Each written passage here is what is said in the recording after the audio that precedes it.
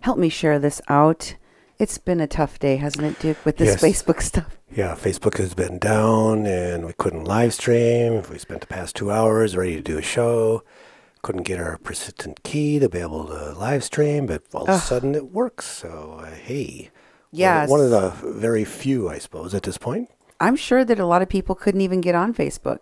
This whole time, a lot of people haven't been able to get on at all. I was one of those people. I couldn't get on. Couldn't see anything on Facebook. It's like, oh, this really stinks.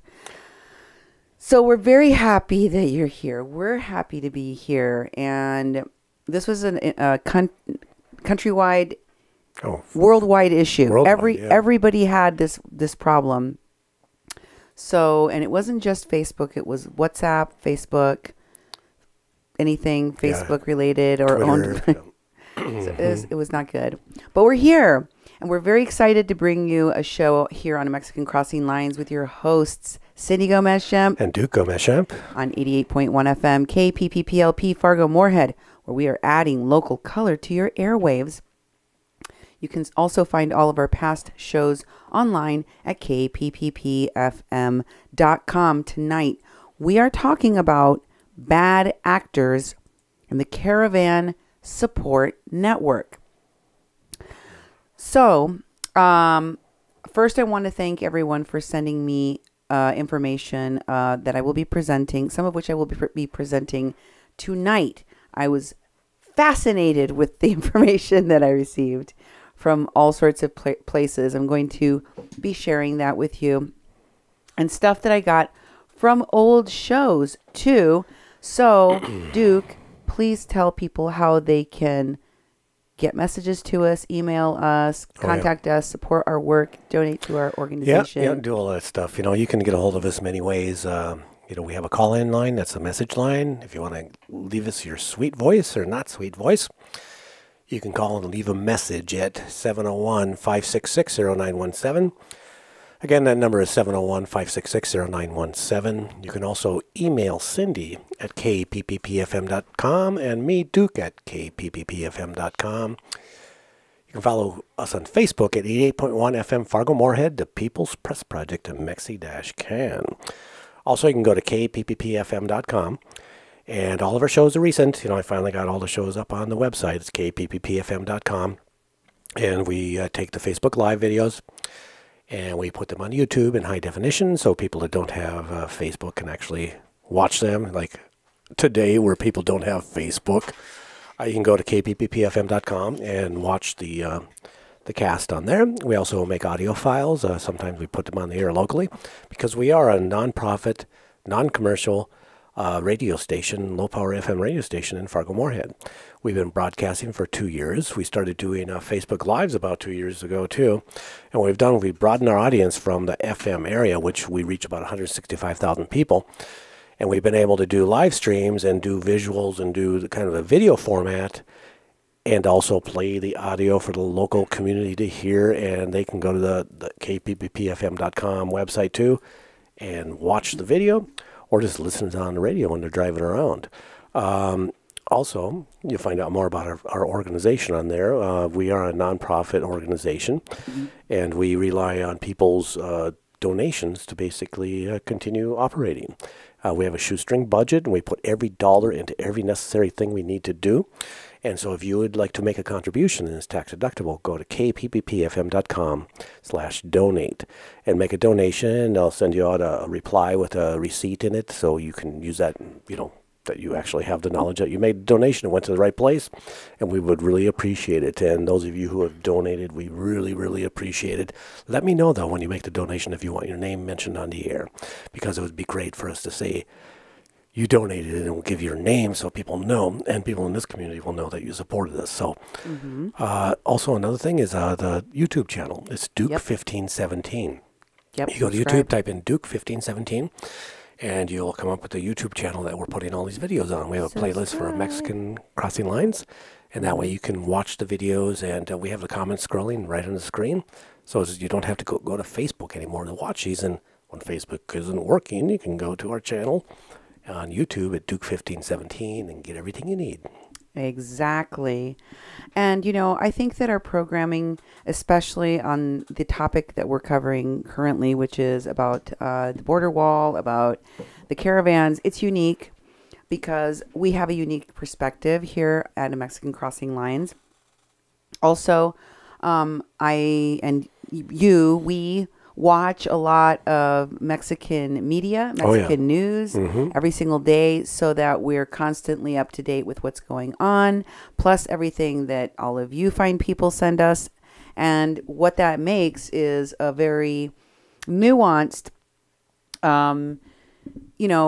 fact-filled program that will help you understand what's really happening with the caravans, how they're being organized. And, otherwise what you see is people just yelling out random things that may not be correct and or may not be the only source. Things aren't as simple as, for example, the caravan is backed by Soros. Not that simple. None of this is simple. It's all very, very complicated. It's a giant network.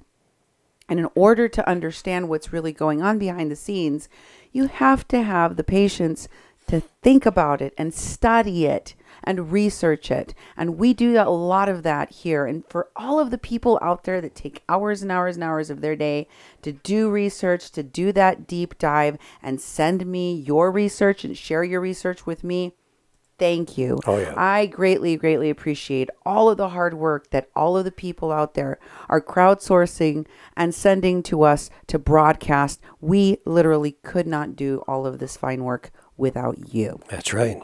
So I want to dive into the bad actors in the Caravan Support Network, as I told you. And I'm going to keep repeating it, not because it's fun, but because it's true.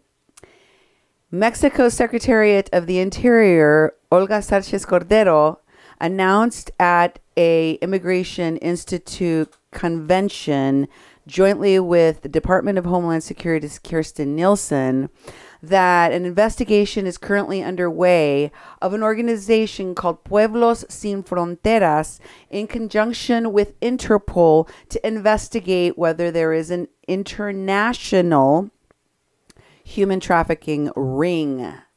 And they said they're not only targeting the leaders of that organization, but how the organization works, who is connected to this organization, how it's funded, and who are the people that support it. And I told you that one of those groups after Pueblos Sin Fronteras is Al Otro Lado. And then I did another show recently about Bridges of Love Across Borders. And tonight we're going to find out how Bridges of Love Across Borders is connected to the Minority Humanitarian Foundation. And how Birdie Gutierrez is connected to Hollywood. Just like Mark Lane, the guy from Minority Humanitarian Foundation. Remember all of those Hollywood stars I showed you? Oh, yeah. Birdie's connected to them too. They're all working together. And we'll talk about Democracy Now's interview with Nicole Ramos of Al Otro Lado. It's crazy. Wasn't it crazy? Oh, definitely. We'll also talk about the Intercept's articles recently, and including their latest that questions the legitimacy of the government's investigation of these folks. Questions like, this can't possibly be legal, constitutional, and must definitely be a violation of the rights of these people, rather than the possibility, the question that maybe there's a legitimate investigation into their activities based on what they're doing, right? And of course, I will be talking to you about those bad actors from the Caravan Support Network. Oh, Caravan Support Network is one of those groups that we know is on a list that was just recently released by the San Diego 7 reporting about this database of journalists and activists and even clergy. All sorts of people are on that list. But I've been telling you there's a whole bunch of different groups and organizations working together. And I told you it involved clergy too. I also told you it involved veterans groups. I can tell you all the groups that should be in here or that are probably in this investigation. I can tell you the groups. And I'll tell you what these folks are saying, not only about their involvement in being investigated, but also about their connection to each other and to the people. Yes, some of the people we know are in that leaked database that we just found out Nicole Ramos is on, and so many of the others that I have shown you. They're all on the list. Nemo can drop our past shows in the comments of this program, which after the program will be clickable. You'll be able to go and find those shows and see all the stuff I've talked about. If you want to really understand this caravan and who's organizing it and who's funding it and who's supporting it and what the reasons might be, all of that will be in my shows. All you got to do is type in the word caravan. Most of my shows, almost all of them that have to do with the caravan, have the word caravan in the show. So migrant it's really caravan on the tags. Yeah, migrant caravan. Yep, migrant caravan. So we're going to start off today with Birdie Gutierrez one more time, because Birdie is looking for a place. Remember, Birdie runs the Caritas shelter in Tijuana along with Mark Lane. Both of them have been building parts of the Tijuana shelter, sending and taking all of their donations practically to that one location in Tijuana. And Birdie posts about moving things from Tijuana to the United States and moving things from the United States to Tijuana. In her posts, we have shown you that she is working with Mark Lane, with these Caravan Support Network people. But in addition to that, she is working with the actresses that have been raising money. In particular, Estefania Rebellon. Here she says, "Hello, familia. I need help. Our asylum seeker mama and 2 babies is in dire need of another place to stay. I am trying hard to find shelter for her family, and I am not having any luck. If anyone knows of any organizations that can help, please let me know. I brought them clothes, food, and toiletries. Plus, they have plenty of diapers for a month. They have everything they need right now. They just need a place to stay. Please help if you are able. Bridges of love across borders." And if you scroll, you see some babies in car seats. And if you keep scrolling, Patricia says, Borgoini says, "Summer, oh my God, Summer, I thought for a split second that the pics were of Ken's and Jed." And Techia says, "Do you need to stay in the area they are in?" And Bridges of Love says, "They just need to make sure that they're able to get to their immigration appointments," right? Yeah. Techia says, "So basically they need to stay nearby, at least within driving distance. I was just wondering about refuge in another state." And Birdie says, "Tacha, thank you so much, sister." And then Sue says, sending messages to North County community. And Bridges responds, "Thank you." Then Estefania Rebellon chimes in, "Hey, Birdie, is Tijuana in Tijuana or in the U.S.? Where do you need a place for these folks to stay?" And Birdie says, "In the U.S., heart." And Stefania says, "Awesome, thank you. I'll reach out to some friends." And Birdie says, "Estefania, thank you so much. I truly appreciate any help at all. They have gone through a lot already. Truly grateful for any help." So look at how many people are responding. When you see these folks put out a request, it might trick you into thinking, oh, they're just putting it out there and then the universe, the Facebook universe, responds to them and suddenly they have all this support. No. The reason they do it like that and not behind the scenes is so that it appears that they're all disconnected and somehow, you know, like I said, the universe answered their prayer and there was somebody that was like, "Oh, well, let me put this thing out here and I'll send this message," and then it just magically. No, they have it all sorted. They got it all sorted. They have people ready and waiting to go. They have people that are ready to do the do. They have a vast, vast network of people and support and money to help them. There's an article that shows in Hola magazine that shows that, do we have a screen capture of the, oh, I didn't do that one, but I wanted to show folks, and I'll share the link in the article, to this article in Hola, that shows that other celebrities are also jumping in. It is from March 10th, and it shows an emotional Eva Longoria cradling a baby as she hears mother's story at Tijuana border crossing. Of course, you got to take a picture with the babies, right? Yep. You have to have the baby picture. And it talks about who went with this entourage of Eva Longoria's to this shelter. And it says Mexico brightened on Saturday, March 9th, as a dreamy team of Hollywood's brightest stars arrived in Tijuana, joined by leaders of the Families Belong Together organization. Families Belong Together is the name of the organization. America Ferrera, Eva Longoria, Kerry Washington, Gina Rodriguez, who had the support of Love Joe Locicero, Rosalind Sanchez, Wilmer Valderrama, and Kendrick Sampson. Kendrick Sampson is one of the people, one of the actors that went to Standing Rock. He's one of the actors that's worked with the same PR people that work with Bernie's campaign and others.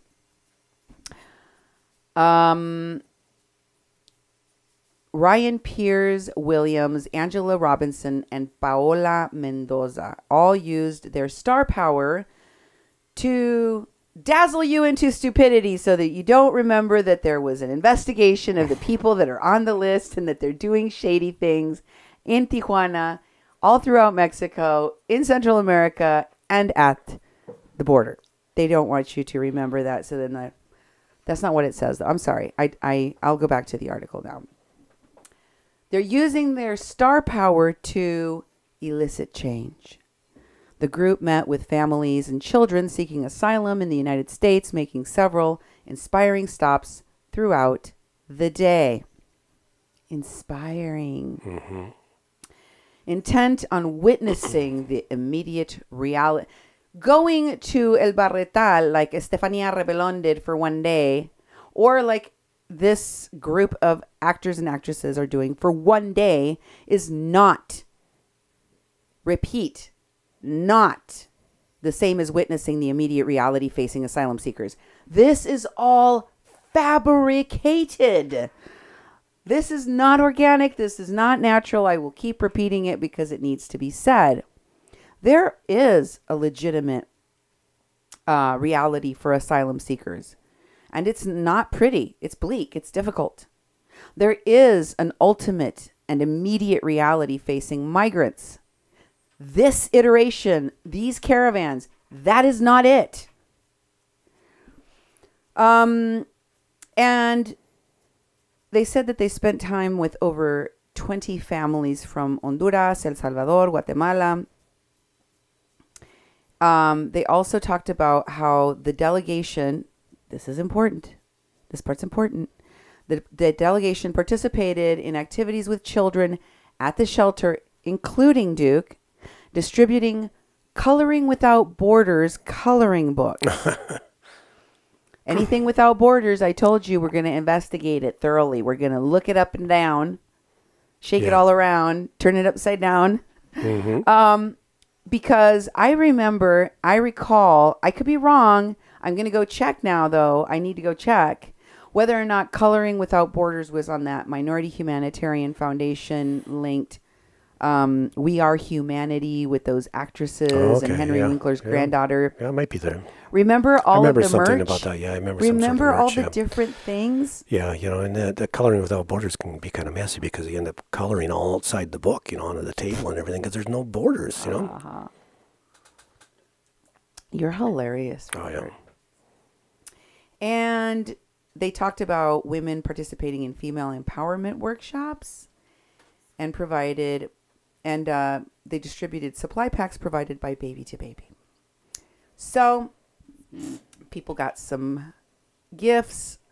They had this group of actors standing in this article like they're superheroes with their arms crossed. And this serious poses. Some of them are just looking into the air like they're standing in front of a camera that is like for the cover of a movie about superheroes. But they're, at a shelter. And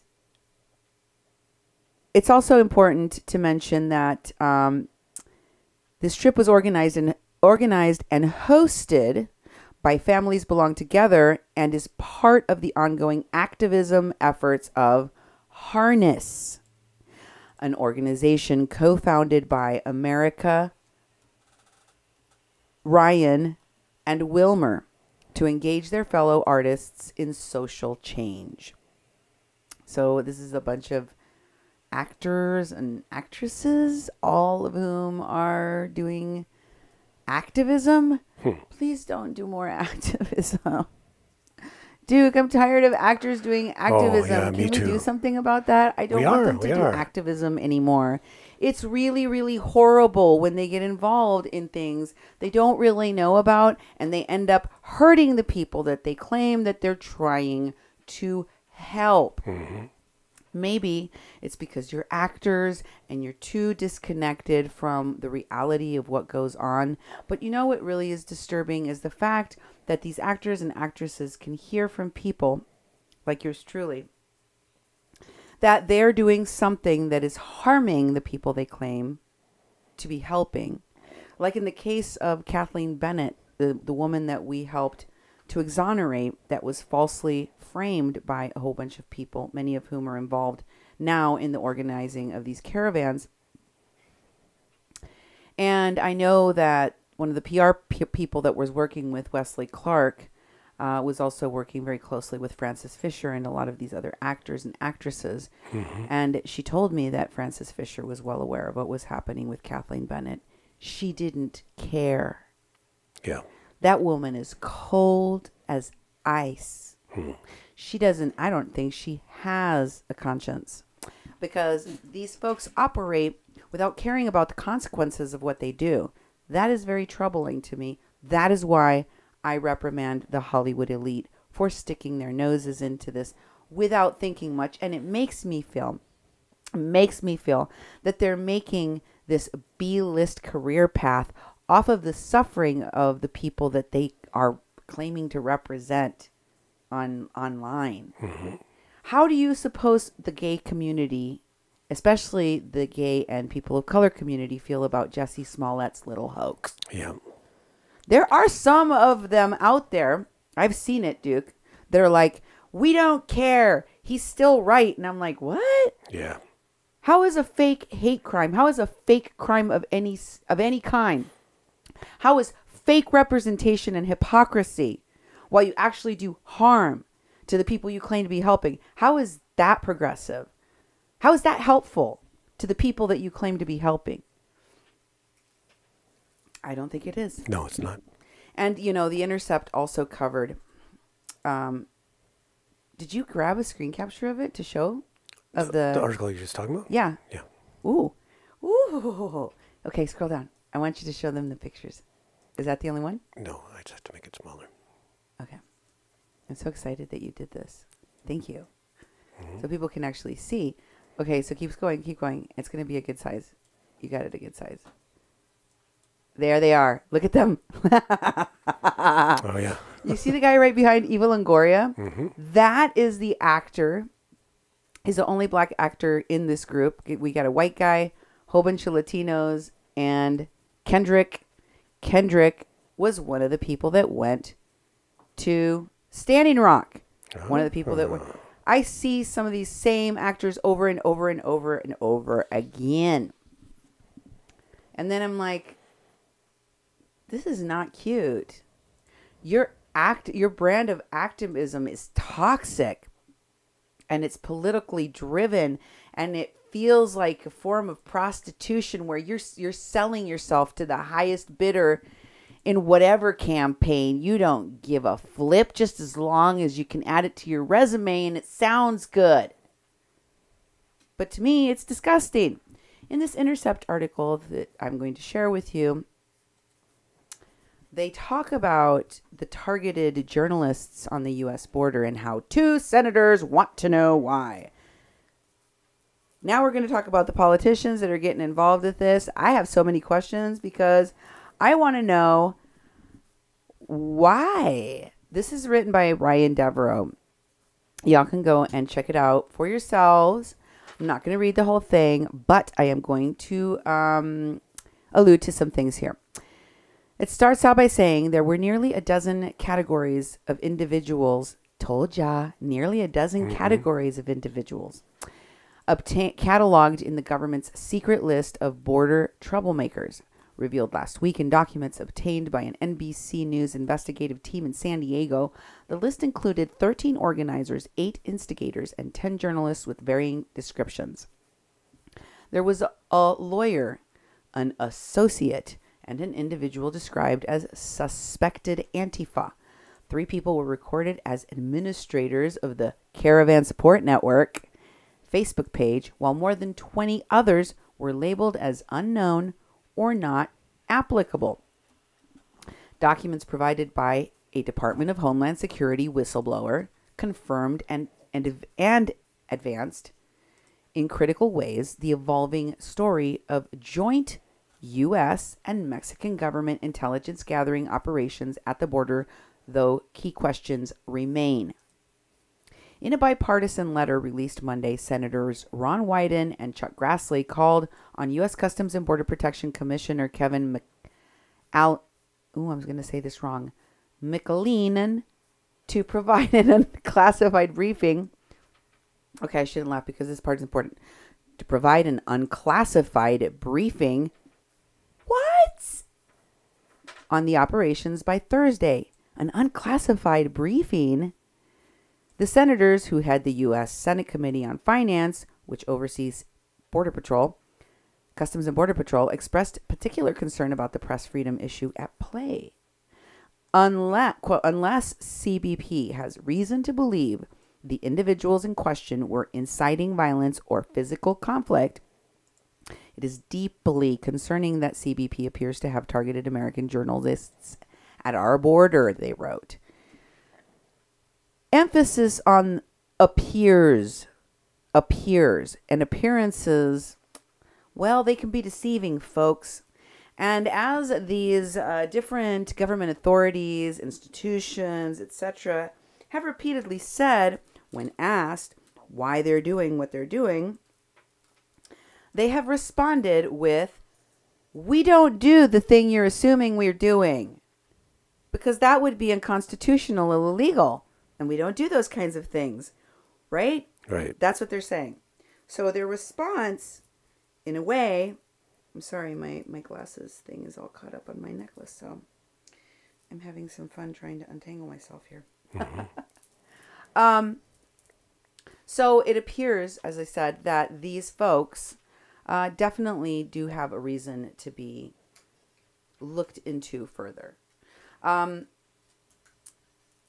It says that Senators Ron Wyden and Chuck Grassley called on U.S. Customs and Border Protection's commissioner to provide them this unclassified briefing. And, of course, they also oversee, they're on the Senate Committee on Finance, which oversees the Border Patrol. So that's kind of like a power. Don't you see this kind of like a pressures on CBP? Also, it's questioning CBP's practices. Like, it's kind of saying, looks like you guys are doing something that you shouldn't be doing. Is that what you're doing? What do you see this as? Well, I say that sort of positioning, like, I think it's a bunch of bull, because Congress puts together and they do all these questioning and stuff, and it just never seems to go anywhere. So I'm kind of like, I never get excited when I see them investigating anything. But What they do is they put it on the table. They put it on the table for people to see what it is they're questioning, which results in the community actually coming up with questions and thinking, well, how are these agencies running our government? I mean, how is this stuff going on? What, and it does that service where it actually starts pointing at, things that, reporters will dig into, and they'll really start, digging up information and doing reporting on it. Whether anything gets done from the Congress is that, it really bothers me the way our Congress is set up with the two houses where Mitch McConnell can just basically say, the bill will never see the light of day, even if it's unanimous in the House. He has a prerogative to be able to say these things will never be heard by that body. Therefore, they'll never become law. And that really bothers me because there's all sorts of work that needs to be done by our Congress. And you have three branches of government. You also have the president, which has veto power. So you need all three to actually get something passed. So when they dig into these things and they start bringing things up, I think it's good for us to know about it a little bit more. But at the same time, I don't think it'll go anywhere. And I think it'll just raise questions, and we'll be a little bit more educated that these government organizations are basically running on their own, or they've been able to do it for a long time, and they've had no accountability. So it's like, that's kind of what I think about it. You seem a little upset about it, miffed about it. Yeah. Well, I'm concerned about it for other reasons, too, because it's just like, okay, so somebody has found out that these folks are being investigated. They know, they're concerned because they're working together. They're trying to make it appear as if they're not. And I've showed you that to try to make it appear like they're not connected to each other in any way. They don't know each other. They have nothing to do with each other, but they do. And that, kind of collusion, that kind of synchronicity, when you start to see it and how those folks are working together, you can't help but think that, you guys work together, you planned it together, you're operating as a unit to do what you're accomplishing with these caravans. And some of that is looking illegal. Some of that is looking like, human trafficking, and folks are taking notice of that. And now we have a bunch of people who I've already told you have been questioned by Homeland Security, raising their hands and saying, I'm the victim of unfair treatment at the border. I am the victim of unfair questioning. I am the victim of unfair harassment. And in response to that, we have articles from, the Intercept saying, or articles from San Diego saying, there's a database, there's a bunch of people that have been questioned, and now they're going to be questioned. CBP, Homeland Security, they're going to have scrutiny put on them as to why they're doing these investigations. Why are you doing your jobs? We want to know. Are you doing your jobs correctly? We want to know. And all of that is fine and good, but we also know that this is a very delicate international situation that involves possible trafficking of adults and minors. And so with that, it makes you pause. It makes you wonder a little bit, what is Chuck Grassley and Ron Wyden doing here? What's this about? Why are you trying to make this public? And then of course, they talks about all of these different media places that have also kind of published similar articles to that originally came out in the San Diego 7 and the Union Tribune. San Diego Union Tribune also did an article, NPR, Los Angeles Times, and obviously the Intercept. And they've been hammering on this, specifically the writer Devereaux of this article. And, they kind of talk about some of the people. As you know, one of these people connect to that list that I talked about. In February, Wyden's office confirmed to the Intercept that it had opened an inquiry into the case of Kitra Kahana, a freelance journalist who was detained for 13 hours while trying to re-enter Mexico before being flown out and barred from the country. That's a nice way of saying, don't come back. And in the wake of NBC's reporting, Representatives Benny Thompson of Mississippi, Democrat, Kathleen Rice, Democrat, New York, who both chair committees on Homeland and Border Security, sent a letter to McAleenan, the CBP commissioner, demanding that his agency turn over the documents referenced in the story. Those documents are also due to be delivered Thursday per the lawmaker's request. CBP has said that its Office of Professional Responsibility has opened an inquiry into these reports. The Department of Homeland Security's Inspector General Office also opened an investigation into the matter. There are investigations on top of investigations happening everywhere. I guess.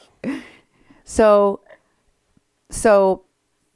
as demands for answers from lots of different people are mounting, the details of how and why law enforcement agencies in the United States and Mexico turned their attention to journalists, lawyers, and advocates at the border become all the more important.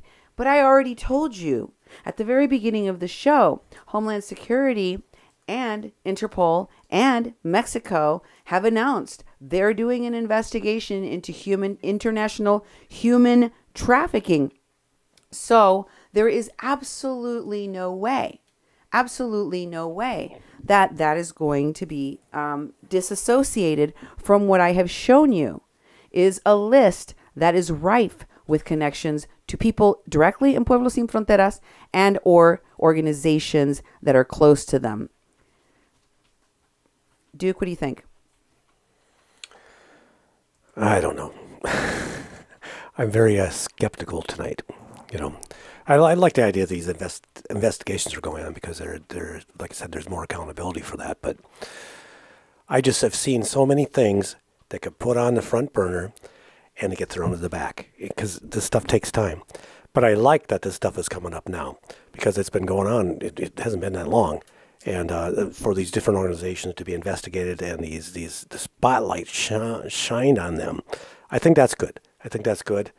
But we have such a short memory. It was public. We have a very short memory that if it's not solved and kept on the front burner for, continually, it gets replaced with something else. I don't think this is going away. And let me tell you, Border Patrol has been questioned about this time after time after time. You'll see some of those responses tonight, but one of them was that they said they identified individuals who may have information relating to the instigation and organization of attacks on Border Patrol in November of 2018 and January of this year.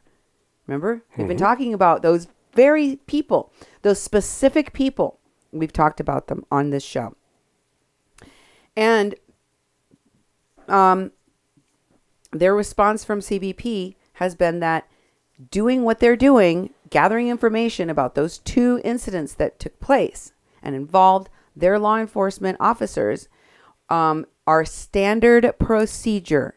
This is what happens anytime somebody tries to cross that border illegally or does something illegal at the border that involves clashes with Border Patrol, especially where there's tear gas involved or anything, any kind of deployment of any type of weaponry or any type of tactical materials, whether it's, those stop bars that they put out to stop cars or anything like that.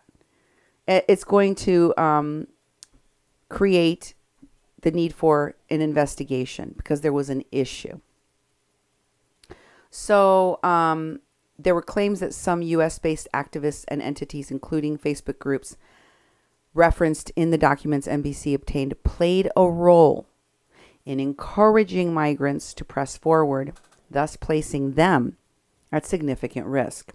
I told you these folks would be held accountable. I told you that Border Patrol, Homeland Security, and others at the border have said they have proof. They have witnesses. And guess what? There's cameras all around there. Oh, yeah. I think that when they say they have witnesses, they have proof, they have information, it's because they probably do. I don't think that they're blowing smoke here. No.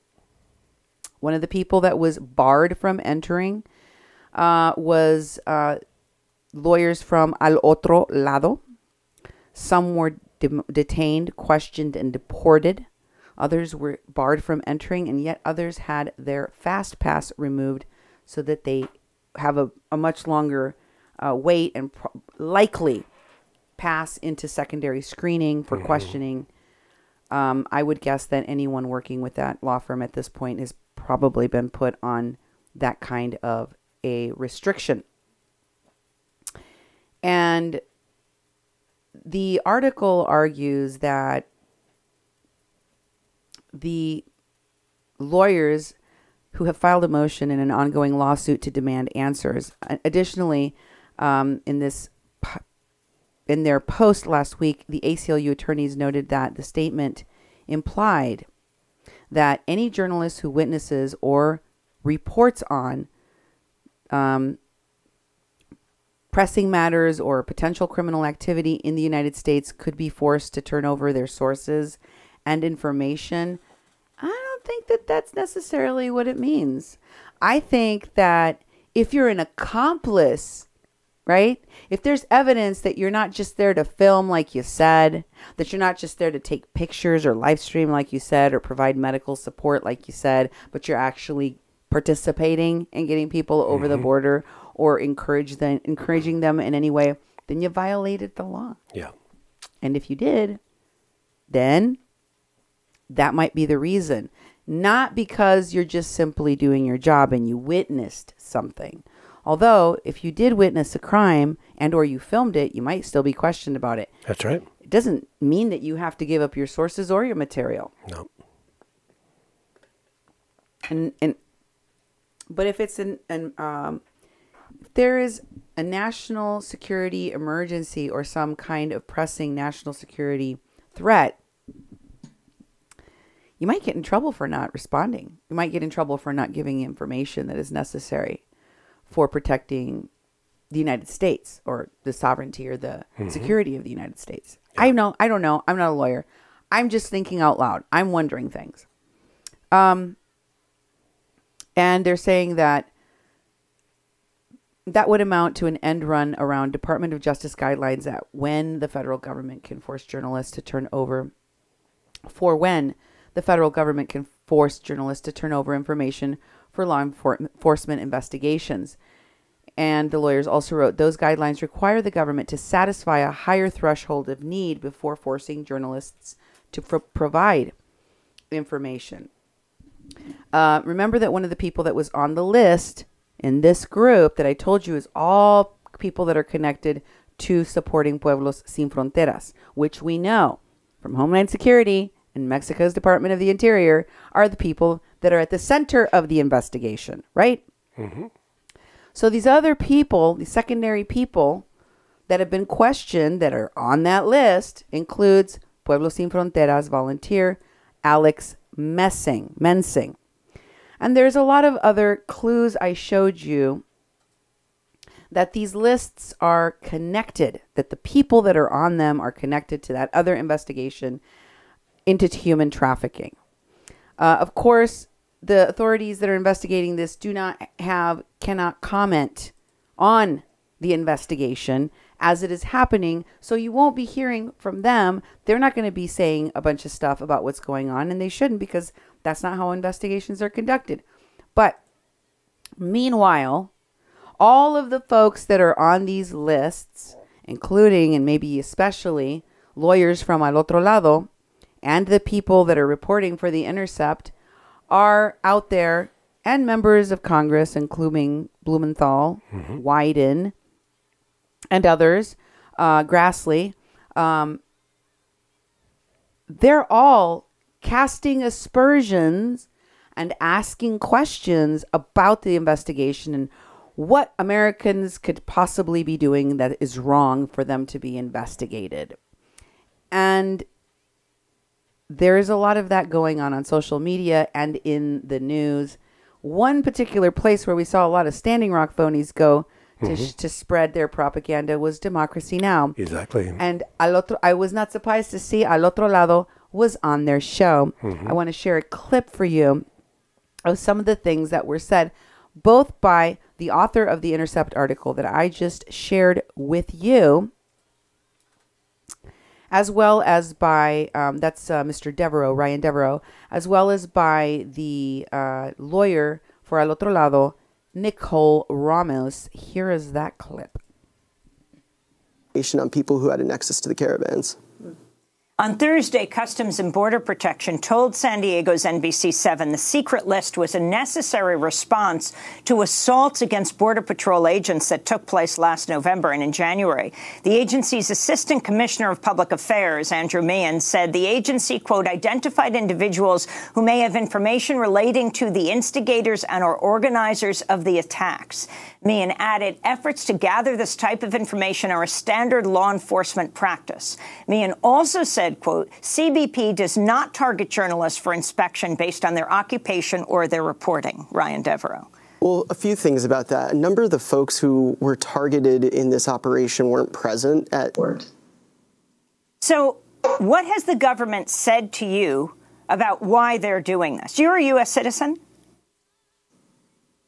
The government has not provided any reason other than a canned response, which includes the variety of reasons one might not qualify for global entry, including the fact that one is under investigation for a violation of U.S. immigration or U.S. criminal law. That indicated to me that I was under some kind of investigation, but they would neither confirm nor deny whether that was true. We've attempted to obtain more information about the alerts placed on our passports through the discovery process of our litigation at Al Otro Lado v. Nielsen. However, we have not been able to obtain further information through that process. You're a U.S. citizen? Yes, I am a U.S. citizen. How has this inhibited your work, prevented you from doing your work? And explain what Al Otro Lado is. Al Otro Lado is a binational legal services organization that serves refugees and deportees in the Tijuana border region, as well as undocumented individuals in Los Angeles County. We provide Know Your Rights training and legal orientation to asylum seekers who are trapped in Tijuana by the United States government's illegal policies of preventing them from accessing the port of entry. And we are a thorn in the U.S. government's side. We are the main litigant in Al Otro Lado v. Nielsen, which challenges CBP's turning away of asylum seekers at the port of entry and the creation of an illegal waitlist, which it operates in collaboration with the Mexican government. We have documented hundreds of asylum seekers whose rights have been violated by this policy, and we continue to document to this day, as well as arm asylum seekers with information about what their rights are in the system and how the U.S. government will seek to violate those rights, as well as strategies that they can use to protect themselves when interacting with U.S. officials.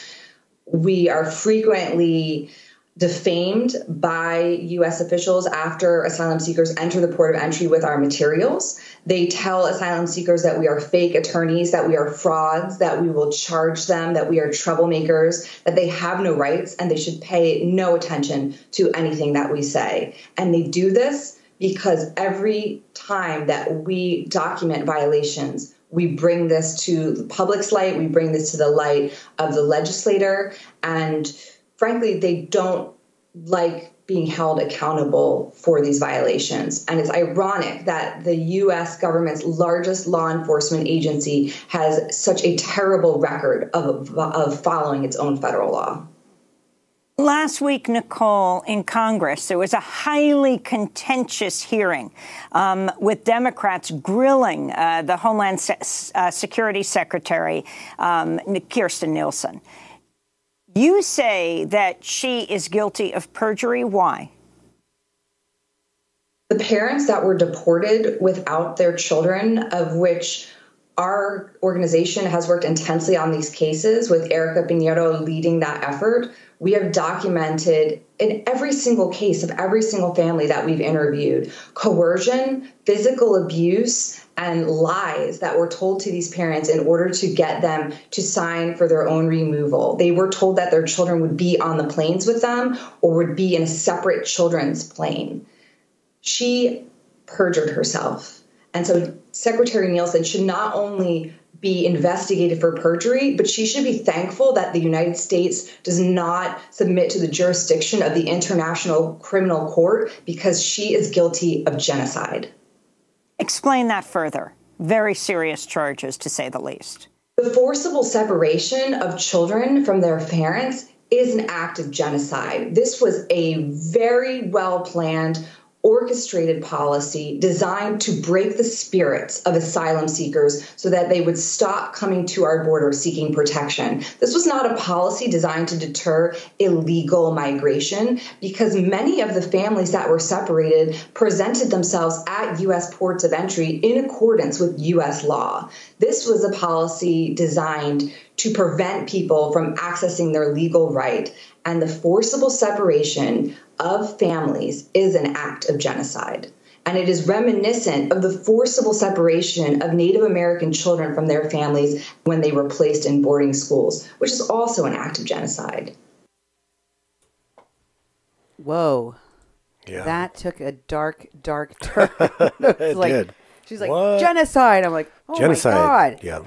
So I guess our government doesn't work. The federal government doesn't follow its own laws. Cats and dogs sleeping together. It's all chaos. Mm-hmm. Just give it up. Go and get in your bunker, folks. We're screwed. Yes. That's what I heard. Mm-hmm. What did you hear, Duke? I was like, what is she talking about? Yeah, and the thing is that she's really taking this. She's in stardom now. Because of her being on this list. I mean, so the best thing could have happened to her that she's taken this on the road, and we've seen lawsuits. We've seen. Look at Standing Rock. They had all these lawsuits. They're going to sue the federal government and Trump and everybody. Trump right now. None of them have went anywhere. I'm a plaintiff in a lawsuit. The core issue is something that's very important. But there's just some milk in it. There's just milk in it, and they're promoting themselves, and that they have these multiple class action dark. Oh, it was dark lawsuits. What are you talking about? Oh, I just thought that our screen looked dark, but it came back. Oh. Okay. It was just momentarily dark. Well, leave that stuff to me. It looks fine over here. Okay. So, it's this, and to connect it to genocide, I mean, that's important. It's actually part of genocide. But when she brings that up, it has an emotional draw of where they're killing hundreds of people right now. And they're not, they're not. And, I just see democracy now is a place to take the fake activists and put them on and promote their stuff. They've been famous for that, since I've been watching them for a long time. But when they were involved in Standing Rock and I saw what they did, every time I see one of these lawyers or activists or instigators go on Democracy Now, I know they're up to something that's promoting something that's not good. And I showed you that this particular lawyer's group is working directly with the group that is being investigated, Pueblos Sin Fronteras. Mm-hmm. Remember, she was wearing their cap on her GoFundMe page? Oh, yeah. With their emblem on it. Mm-hmm. So we know that they're working together very, very directly, all of them. And if they're being investigated, she's being investigated, and these other groups are probably being investigated, right? Mm-hmm. And I'm telling you who's in those groups, what they do, and how they're connected. And I show you, look how they're connected. Okay. Yep. So, I found it interesting too that she would say that they told her, because she's asked by Amy Goodman of Democracy Now, did they give you are you an American citizen? She says, yes. Did they give you a reason why they would do this to you? And she said, well, I mean, just the standard reasons that they give, which is you're under investigation by the government. Yeah, exactly. I'm like, so they basically told you, like, you're probably being investigated by the government in connection with some crimes. So that's why this would happen. Obviously, it happens, right? Yep. And she's just like, I don't know why they're doing this, but you know, when I hear that, hi, I'm Plaintiff McPlaintiffson, and I'm a plaintiff in the this versus that. I'm like, oh, good for you. Mm-hmm. Hey, did you hear about the Immigration Reform Law Institute's amicus brief to defend the administration's response to the asylum abuse crisis? Asylum abuse. I told you there's fraud going on in there. Yeah. And these people are helping orchestrate it. When she says, what I do is, Al Otro Lado is an organization, and what we do is that we go and we find people in another country we work with the people that orchestrated and organized and brought those people, and we meet them in another country, and we practice the law in another country we're not actually licensed to practice in, and we tell them things about what their rights are. They didn't ask us to do this. We just showed up unrequested. And we gave them this information. Hello, I'm a lawyer. I want to give you some free advice today. Mm-hmm. And that, the way she says it, it sounds like it's totally on the up and up. And she literally said that. Go back and listen to what she says she does. She's like, I go and do this. And she makes it sound like that's perfectly a legal thing to do. Mm-hmm. But when you look at it a little bit more closely, you got to wonder, how is that ethical? How is that legal? And how is that not like, you heard you can't be an ambulance chaser. They call them ambulance chasers. But technically, it's kind of an illegal thing to do. You can't go and prey on people. No, it's not ethical. Yep, exactly. You're not supposed to do that. You can ask other lawyers what they think. I'm going to be doing that so that you can hear it right from a lawyer's mouth. Mm-hmm. But I'm just telling you that from my experience as a paralegal, lawyers aren't even supposed to advertise on certain kinds of law because the law does not permit you to do these kinds of things. It's like soliciting someone when they didn't, you're giving them unsolicited advice. It's not okay. Yeah. Most lawyers won't do it because they know it's not ethical to do. Also, when have you ever in the history of your evers heard of a group of lawyers going to another country to provide them free legal advice while also working in tandem with the people that worked to organize those people and bring them over the borders? Mm-hmm. Exactly. Several of them on their way to get to this last one illegally and by force on many of these occasions. Because I don't think I know of any time when I've heard of that happening before. Have you? No. Like, I'm trying to think. Am I missing something? No, I've never heard that either. I mean, I know mm-hmm. I'm not that old. But, has there ever been a time when, a bunch of lawyers were like, hop on a plane. We're going over here. We're going to provide free legal advice to a whole bunch of people that don't have a dime. Yeah, exactly. Yeah, I've never heard of that either. No, I think it's quite the new thing going on here, Now I want to know what you think about this other question I have for you. How many of the lawyers do you know of that work for free on a volunteer basis? They work for free. Very few. Very few. There's a few that do the pro bono thing, but they're part of legal services, they'll donate time. And suddenly there's a ton of them. I know, they're all over the place. Yeah. Suddenly there's groups of them popping up everywhere. They started over there at the Water Protection Legal Collective. They branched out after that. They keep on going. They keep on raising millions and millions and millions of dollars. Somehow, they get all these millions of dollars to go fight these fights they mm-hmm. never fight. And it usually, they never win. But in many of the cases, they never even fight the fight they said they were going to fight with the money. Exactly. So, anyway, I wanted to let you know about this asylum. This is a blog from this Immigration Reform Law Institute, which says, it was posted on March 19th, Immigration Reform Law Institute defends administration's response to asylum abuse crisis.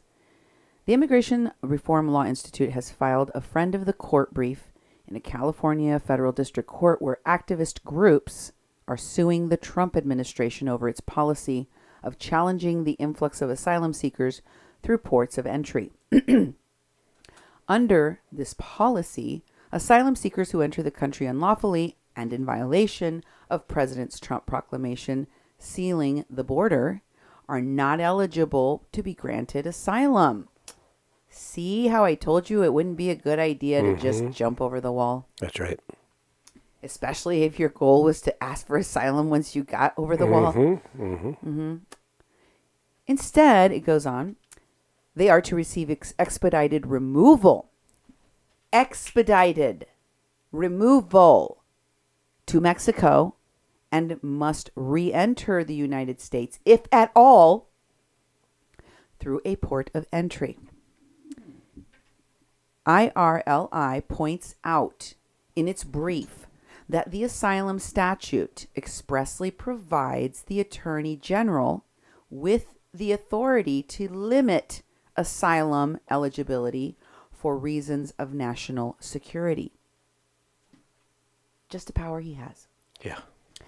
IRLI argues that there is no basis for the activists' claim that the asylum statute gives special protection from such limits to asylum seekers who enter the country unlawfully.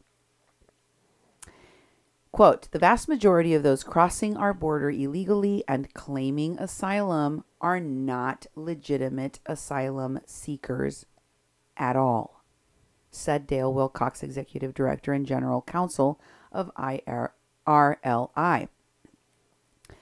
Quote, they're gaming the system.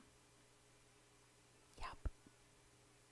In many cases, they are even sex traffickers or are in gangs. But when they claim asylum, when they claim asylum and pass initial screening, they get to disappear into the United States, where most, where most never show up for their scheduled hearings. The administration's attempt to limit this wholesale abuse of the system, which turns the asylum process into a conduit for out-of-control illegal immigration, is perfectly lawful. The case is East Bay Sanctuary Covenant versus Trump. Duke, what do you think about that? Oh yeah, like I said, it's another one of those, group versus Trump. But at its core, this is something that's unusual, and it's actually messing things up for people who have been waiting for their hearings, who have been released in the United States, which the majority do show up to their hearings. Now there's a whole group of people that are not, and it's skewing that for people. It's this whole thing about people have been working on these legitimate issues for a long time. A whole batch of people come in. These lawyers are advising them to do all these things, say all these things. They're mucking up the system. They're gumming it up, and then they're doing lawsuits on top of it. Just like the Standing Rock, whatever versus Trump. That'll not go anywhere. But it's a great way to make a lot of money, to raise a lot of money. And the way these groups are doing it, just like they did Standing Rock, they get millions of dollars and they put it over here, and then they get a bunch of people on retainers. People get paid when they say they're just doing free stuff and all that sort of thing. These people are scamming, and they're not at their core, promoting their actual mission, which are really trying to, advise people of their rights. They're gumming up the system and using a bunch of people, and they're creating victims because of that. Yeah, and I think that this brief is an amicus brief, which means it's a friend to the people that are the respondent and the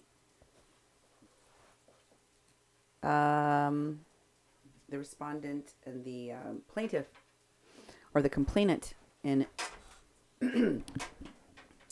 in this lawsuit. So, you know, what they're saying is that they're petitioning the court on behalf of the U.S. government's right to set, through the Attorney General, and under a national security, a limit on how people come into our country and request asylum. Mm-hmm. Perfectly legal thing. Yeah. This fits that. So what they're saying is these activist people that are suing the administration are going to lose. There's nothing illegal about what the government is doing. And here is our law. It'll get dismissed. That, yeah. And there's, I mean, they said it pretty succinctly there. And I think, and they put the goods out there like, this other thing is not going to proceed forward. These people are going to lose. That's what I heard. Yep. I heard this is not going anywhere. So, you know, maybe they really legitimately are going to sue the pants off of Trump. No. And they're going to win, and we're going to hear about this later. Mm-hmm. But I don't think so. In the meantime, they get to become celebrities of sorts. Yep. And rich. And rich. Mm-hmm. Rich, also rich. Also, here's one of the people. Here's another one of the people complaining about being interrogated by Homeland Security and Border Patrol, and also complaining about me being part of the questioning he got from Homeland Security. My reporting, a Mexican Crossing Lines reporting. Here's that clip. So we also talked about trolls. Oh, really? Yeah. So they asked covered all the bases. They asked me about that, and I shared with them. I said there is a very specific troll that I want on your radar that you now know. If you're documenting this, then I'm going to tell you this troll has been attacking water protectors. Ah. And cargo troll. Yeah. And so with disinformation, yes, misinformation. So we talked about it was very interesting.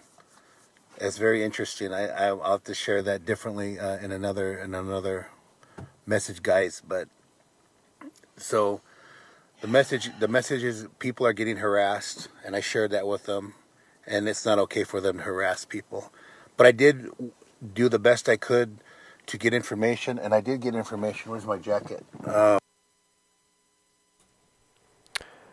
Oh, yeah, that guy. You know what is so funny to me is that they believe that I have such an immense power that I can control and order an investigation through how many different countries? We're talking international trafficking in Central America, Mexico, the United States, and even in Canada. Mm-hmm. And involving Mexico's intelligence, United States Homeland Security, the FBI, and Interpol.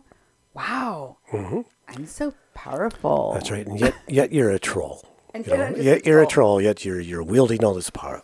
So much power. And we haven't heard from that guy for a while. I know, but there's a lot of people that we haven't heard from for a while. Doesn't mean they're not still paying attention. That's true. All or the doing time. stuff. Look at this. These are messages from I think one of the first times that I talked about Mark Lane of the Minority Humanitarian Foundation, who's connected to This Is Humanity and that San Diego Rapid Response Network and Birdie Gutierrez's Bridges of Love Across Borders and Pueblos Sin Fronteras, and he's a producer for the Young Turks, and Ari Har-Norvar, the article writer that writes lots of great articles about them all the time, and so many other connections, right? This guy, his organization, Minority Humanitarian Foundation, is one of those connector organizations that connects with everything, just like Pueblos Sin Fronteras. The main group being investigated by Interpol, by Mexico's intelligence, by the United States. So Mark Lane came on my show when I first started talking about him and asking questions about who is this dude And what's up with this dude? And then like, what is his experience in doing this thing he's going to do? Oh, he had a fish restaurant. And I'm like, what? Yeah. Like, there were so many questions. And there were so many people out there that came and educated me and said, Cindy, we have all this information. We're going to tell you about these people. And I thank those people because they really helped me understand a lot of things.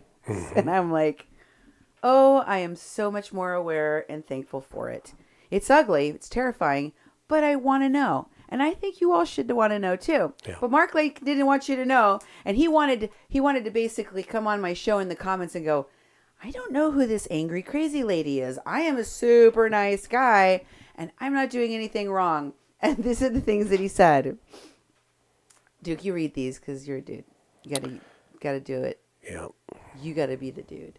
The Duke that reads Mark Lane. Mark Lane. Mark Lane. Hello, people. People keep on tagging me and telling me you are talking about me. LOL. Then I come over and you have 25 people watching. LOL. Not sure how I got on your radar or what your issue is, but happy to talk to you about it. Maybe a little first-hand reporting instead of your conjecture. I show receipts. I don't do conjecture here. That's right. Here's another one of them. Yeah, he goes on. Oh, this is really hard to read. It's very small. That's part of the problem with these. I got you, boo. Here, Let me find it. I got it. Mark Lane. Hello, people. Keep on. Okay. That was that one I just read. And then BJ Matthews said, what are you talking about? Miss Adele, obviously. There's more than 25 people watching and tagging you. There's a lot. 88.1 has quite a following if you're not on Condi's radar. If you're on Cindy's radar, Yes, it's Condi, you must be up to some effery. Yeah. Lol. And then Mark responds to Missy. Missy Waddell. Or maybe it's possible that she is. Okay, here's the next one. I can help you. Good. Which one's this one? This is Ted Lamery's one. Number 6. Oh. Ted says, could it be possible that all these organizers and folks that are having all these GoFundMe accounts are pocketing money and paying themselves huge salaries? Yeah. Yep, it could be. It could be. And Mark's like, no. Mark Lane says, We are not. some are. We're not. Not sure why she's talking about me without knowing anything about me. Yeah. No one in our organization takes salaries. We don't have GoFundMe accounts going. Everything getting donated to our foundation is used on the people we help. Oh, yeah. We pay legal fees. Oh, yeah. We buy plane tickets. We fund construction projects in shelters in Tijuana. We provide food. We pay for hotel and housing costs for our host families.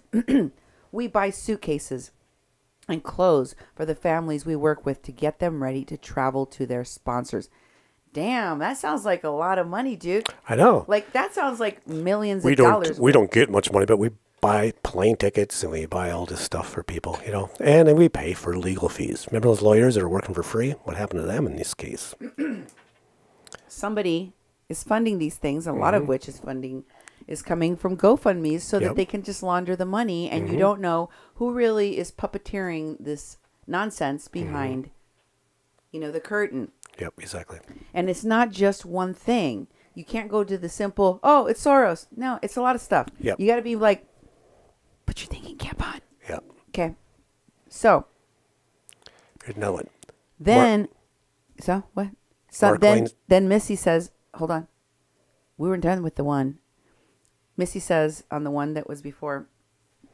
So who are the ones that you say are pocketing the money? Because he said at the very beginning, some are, we're not, right? So Missy asks him. And he would know a lot of the people in all of these groups because he knows them all. Because he does know them all. Because he works with them. And she says, so, who are they? Name some names. And Ted responds, not Mark. Mark shuts his yap at that point. But Ted says, I said, could it be possible, Missy? Unfortunately, it happens. Mark Lane explains some are, but his group is not. Yeah, Ted, I think his group is, though. That's the thing. Okay, next. We go to... He's like, hey, Cindy, let's have a conversation sometime. You spread a lot of misinformation and half-truths. You keep bringing me up in your little world for some reason, but know nothing about me. I'm easy to reach. I'll be waiting for your call. I use people's, like you can see on the screen right now, if you're watching this on live,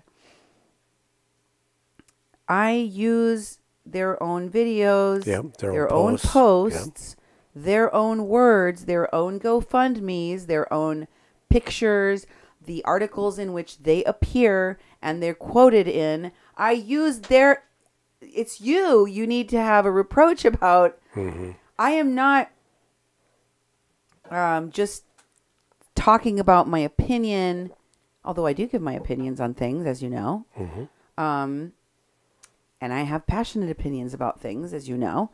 But I'm not just giving an opinion. I'm showing you with evidence what these folks are doing, what they're into, who they're connected to.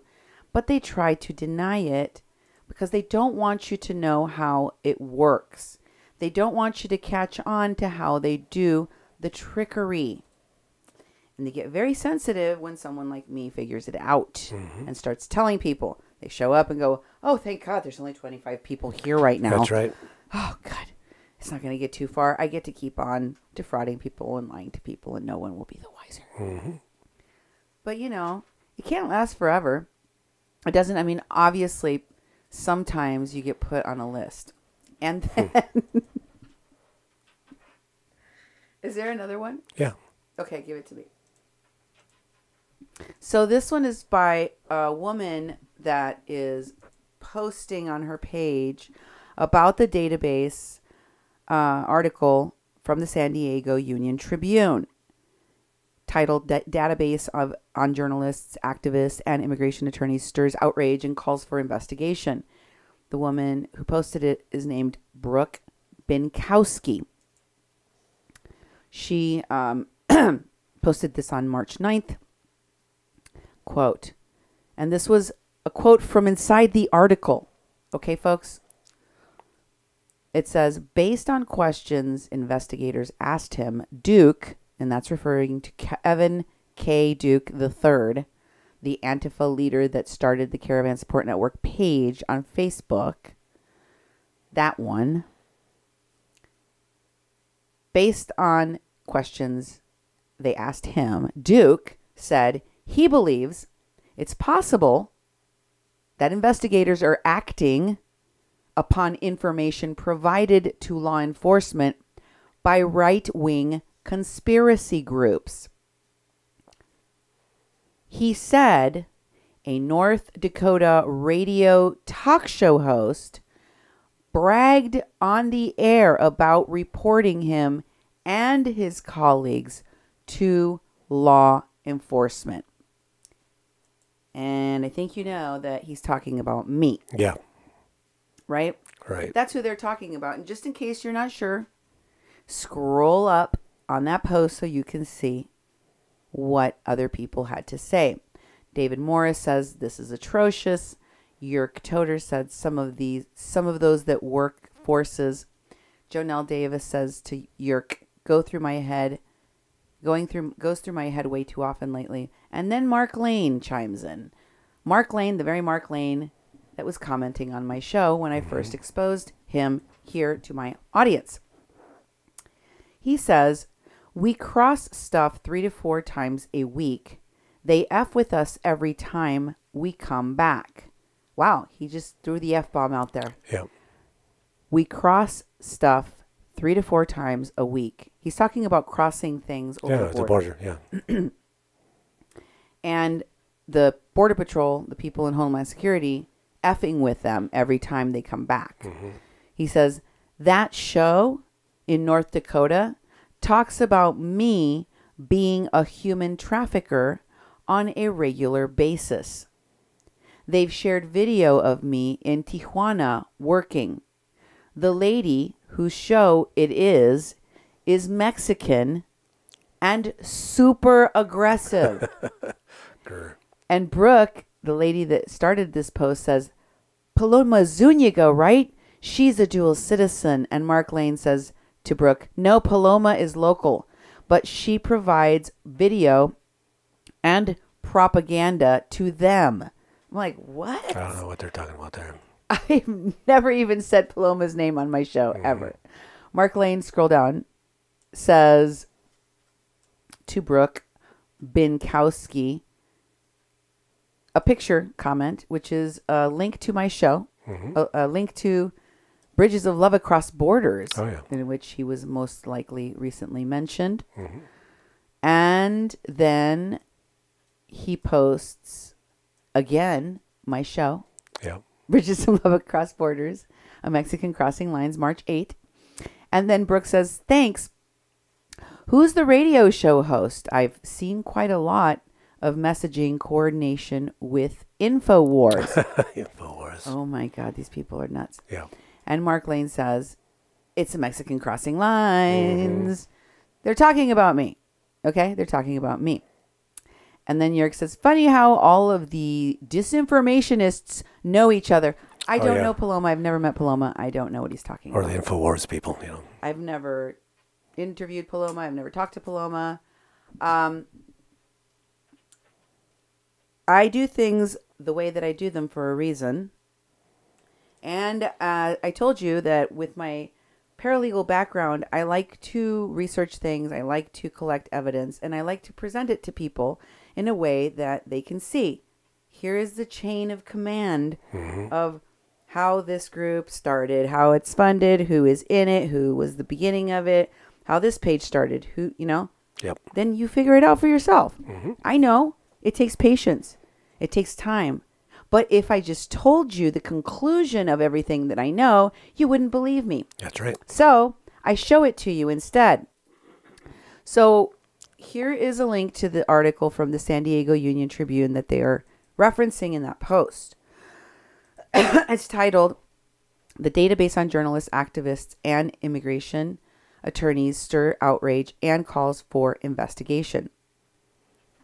It's written by Wendy Fry on March 7th, and it says, reports that the U.S. government kept a database on journalists, activists, and immigration attorneys during an investigation into last year's migrant caravan has stirred outrage among civil rights groups, drawn concern from lawmakers, and prompted more people to come forward with additional allegations of being detained by U.S. immigration authorities.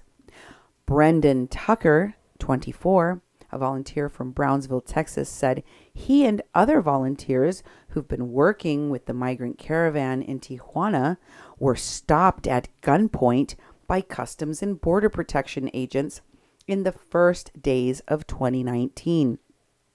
Tucker said he was returning with activist Evan Duke from a migrant shelter in Tijuana to Sandy. Oh, shoot. I got a pop-up here.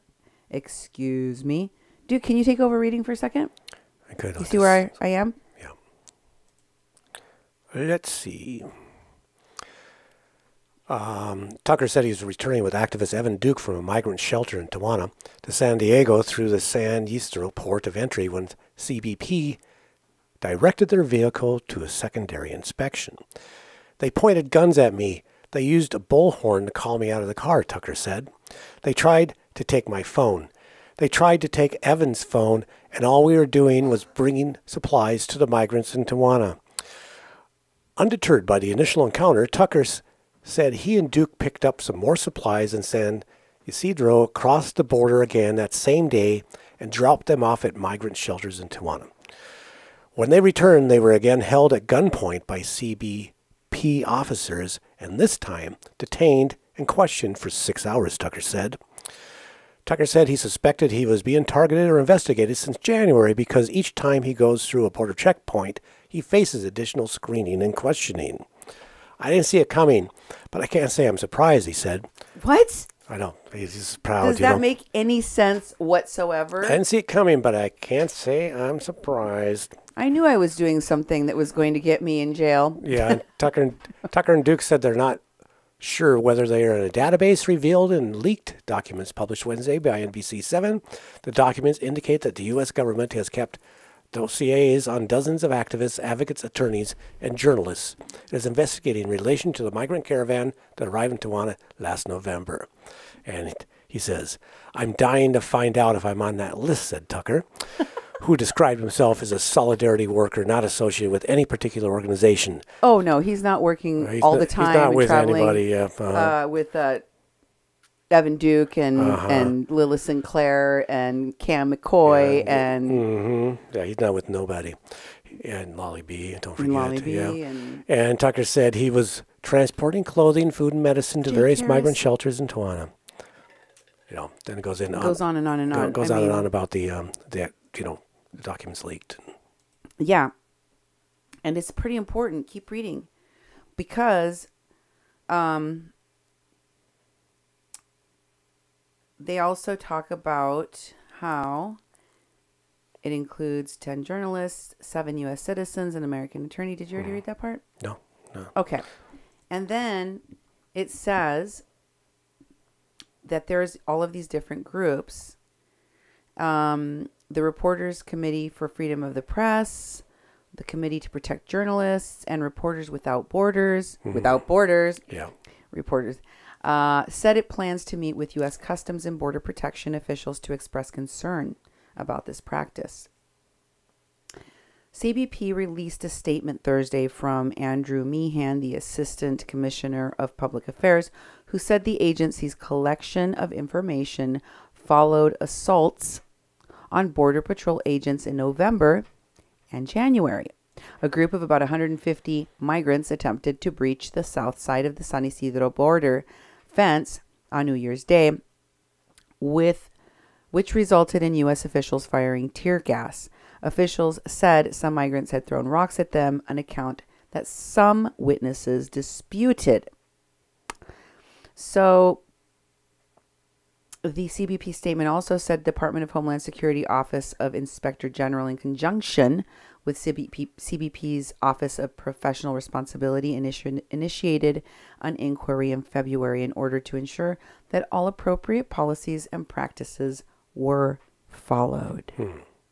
So here's the list.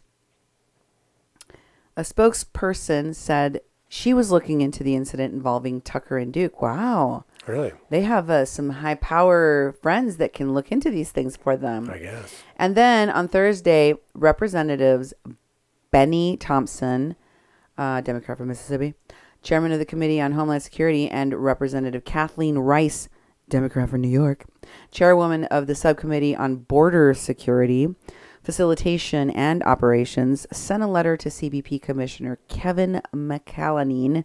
I don't know if I'm saying that right. McAleenan, expressing concerns and requesting information about this troubling practice, which raises serious legal and constitutional questions. And meanwhile, the Mexican government denied entry to some of the people in the database and said it didn't do illegal surveillance and would ask the U.S. to clarify any possible cases of illegal spying. What you talking about, Willis? We're not doing that, Mexico said. And then they added to it, Mexico welcomes all foreign visitors obeying immigration laws, carrying out in our territory tourism or professional activities, according to joint statements from both the Foreign Relations Department and the Department of Security and Citizen Protection. So, Keitra Kahana comes up again in this article. Keitra Kahana, we know, is on the list. She says, I've been denied entry into Mexico twice now and unable to continue my reporting. barred at the door. Banned. And Kahana, who told the Times about her experience last month, said, but beyond my own situation, it has created a climate of fear for many of my colleagues who are thinking twice right now about covering the border and migration. Yeah. Whew. Some of those people do need to get out of there. They're creating havoc. They're creating chaos. Both Kahana and Tucker were present during the January 1st incident at the U.S.-Mexico border, which agents deployed tear gas at. Okay? So these things are just, they're just being targeted unfairly. Unfairly, yes. No, there are reasons. They were at an event where crimes happened at the border against Border Patrol, and they're being investigated as is per the usual. Yeah. That's what they always do in these cases. This isn't anything weird. Okay? Also, Hugo Castro, a human rights activist with Border Angels, another organization I told you Gutierrez's organization is connected to. Border Angels, right? He's in the article too. He appears in the database. So I just want to point out once again how all of these things have to do with a very straightforward investigation into attacks that happen in the border and a larger investigation about international trafficking. And a lot of the same people seem to be on a lot of the same lists. That's all I'm saying. So let's talk about some of the people that were involved in the kidnapping of a migrant, unaccompanied migrant child. Because those allegations were made by a pastor at the Agape Church in Tijuana. On my show, he also alleged and showed the evidence of what he said was a fake marriage that was supposed to be used in an asylum claim, which would have essentially been a crime, according to the legal advisors that the pastor took this couple, now fake married in Mexico, with a fake marriage certificate issued by the people that both married and witnessed the certificate, folks working with Al Otro Lado, and furnished the chain of custody of Al Otro Lado handling their case, Al Otro Lado giving them legal assessment, Al Otro Lado marrying them, taking a picture with them, giving them a marriage certificate with their signatures, giving, I showed it all here. Yeah. So there was a group of people involved in these crimes that I shared with you, which I think is one of the reasons why they are targeting my show specifically to complain about Cindy is saying these bad things. Cindy is the one. Now they've even put me in this article without mentioning my show. So nobody can actually come and see. I'm just supposed to be described as a right-wing,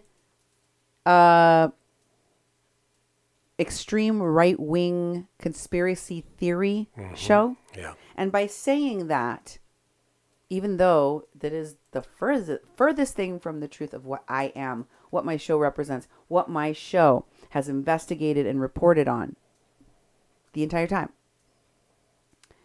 is supposed to make it so that when they say a North Dakota radio talk show host that is spreading misinformation, how do you cite that I am spreading misinformation without mentioning my name and my show when on social media you're making it very clear who you're talking about? Why are you dog whistling lies about the content of my show without giving people the opportunity to come and look at the receipts that I share with them on every show? Because you're scared. You're scared, boo. And you know it. You know you're scared. But that's okay. It doesn't matter. Most people are more intelligent than the lot of you. Most people understand that even if I'm a very good reporter, and maybe if law enforcement has been looking at my reporting, and I know other media in Mexico have, other reporters have, then they are checking it out, and they're checking it out, and it checks out. And if it checks out, they're using it. Just because all the same things I have been saying on my show are now showing up in newspapers and investigations that are international, don't blame me for all of it. Because you know what? I would love to take credit for it all. I would love to be the one to be like, yes, every single one of you got questioned because of me and my power. I don't have that kind of power. That's right. And it's ridiculous for you to try to pretend that I do when I'm operating a radio show that is on a low power, nonprofit, independent radio station. I'm a Mexican. And also, we're running this studio out of our home. And you pretend that I have like this massive power. I don't have any kind of power like that. You know what I have, though? The truth. Yeah. That's all I really need. I just need to put the truth out there. I need to put that evidence out there for people to see. And if they look at it and go, hey, this checks out, then they, law enforcement, lawyers, anybody that looks at it can use it. It is in the public domain for a purpose. That's why I collect the information. That's why I research it. And that's why I share it with the public so that there's a record of the things you said, of the things that you wrote, of the things that you put out on social media videos, of the things that you were quoted as saying in articles. And I use that information to show folks what you're about. So here's what I'm going to do. I'm going to show you some of the comments that were made in a WhatsApp chat that was given to me by the pastor that I interviewed that made the allegations and showed the evidence of the fact that a child was kidnapped from his shelter, that people that were with the Caravan Support Network were supplying drugs to the caravan.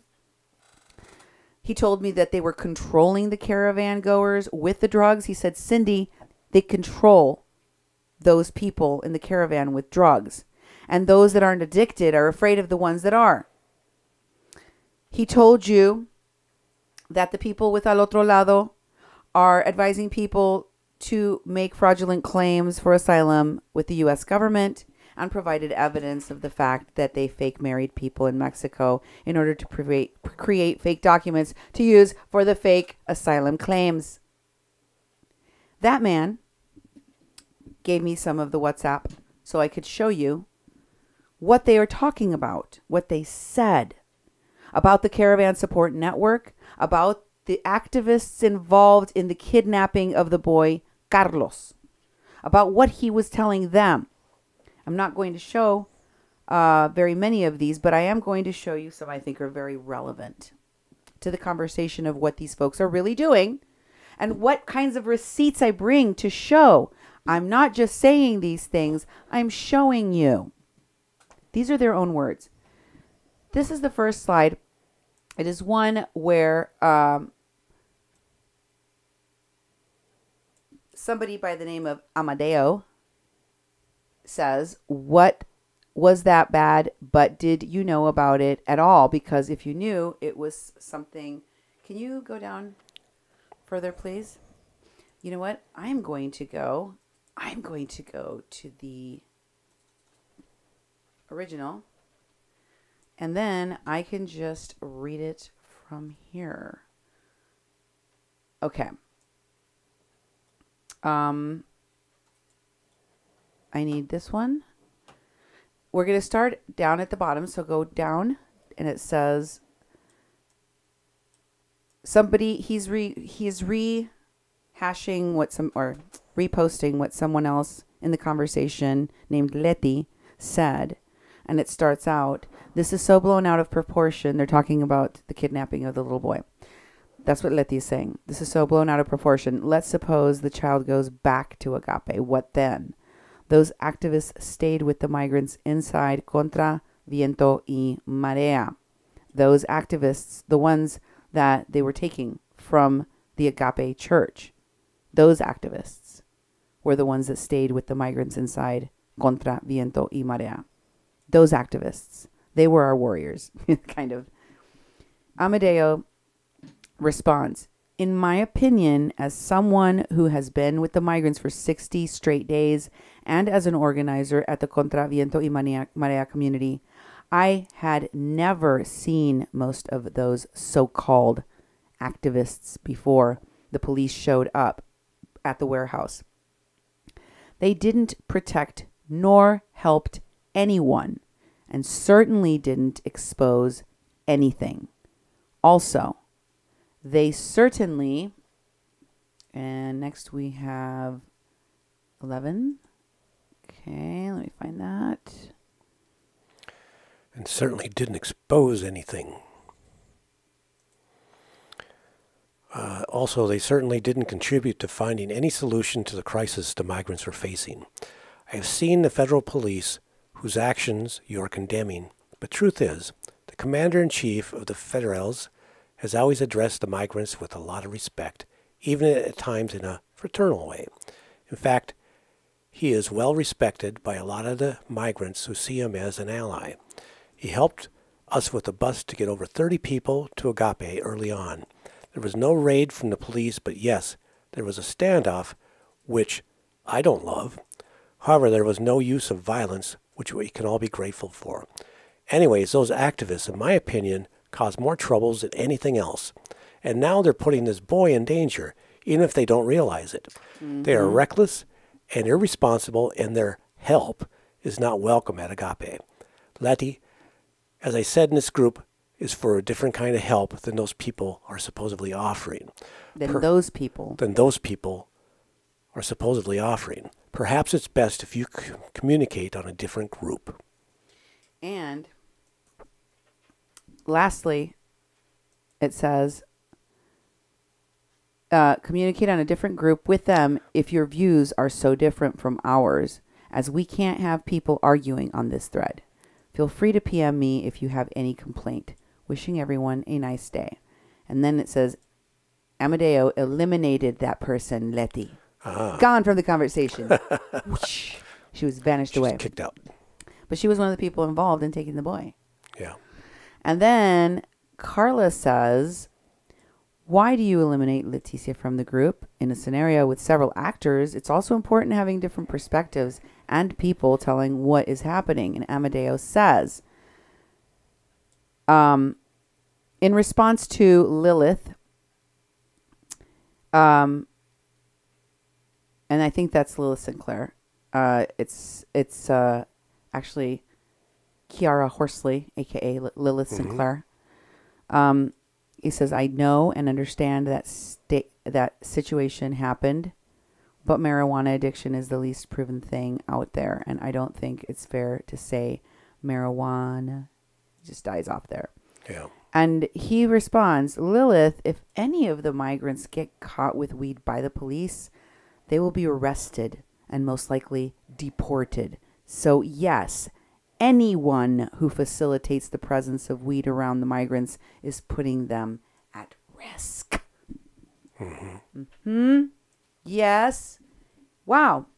So they didn't just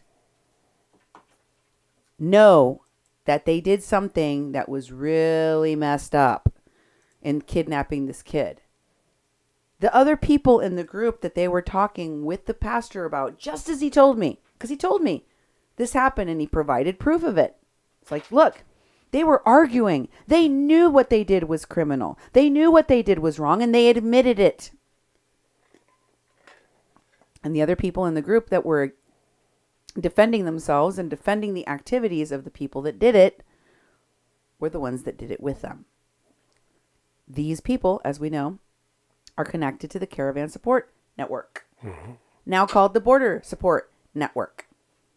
Next, we have somebody commenting named Francisco. And Francisco says, Leticia was talking like she was part of the activists. I agree, Francisco. He said, I saw the activists causing trouble at the warehouse and getting high at the Agape. This person, Francisco, just said he personally witnessed that these activists, the part that one that Leticia that was part of, that she was just talking about, that got nixed from the group, says, I saw the activists causing trouble at the warehouse and getting high at the shelter. They were getting high at the shelter with the migrants. Yeah. People witnessed it from their own group. From this group chat titled Caravan Solution Seekers. And it goes on. Amadeo, you can remove me for saying this. This is Francisco speaking. But he says, maybe Trump sent them to cause chaos and to make the immigrants look bad in the public's eye. I'm a Salvadorian immigrant who crossed all of Mexico and knows very well what it means for someone like Pastor Alberto to offer me a place to stay, to eat, to shower, etc.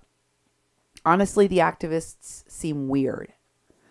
They always move around in their cliques and have private meetings, all while keeping to themselves. It just seems off. They go around and tell the immigrants negative things to try and put them against Pastor Alberto. See? They know what's going on. They know what's up.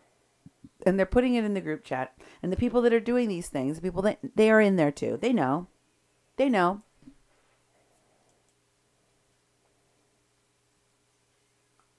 Are you going to say nothing, dude? No, I was wondering if the next slide was relevant. You know, it went on to the next thing in there was Gabriella. Hey, all, I heard the boy is seen skating away yesterday. So he's on his own. Not sure what can be done at this point. Now that the child is on his own, I'm also going back to the East Coast, so I'm going to leave this chat. So you saw this kid skating away on a skateboard, and they were able to take him from the shelter on more than one occasion with police following them, and they still managed to, according to the latest information that I have, I'll play you and translate for you the interview that I did with the migrant from the Agape shelter, who said that he saw the boy in San Diego. Same boy, Carlos, that was at the shelter with him. He was with the group of migrants that went to the shelter from Viento y Marea.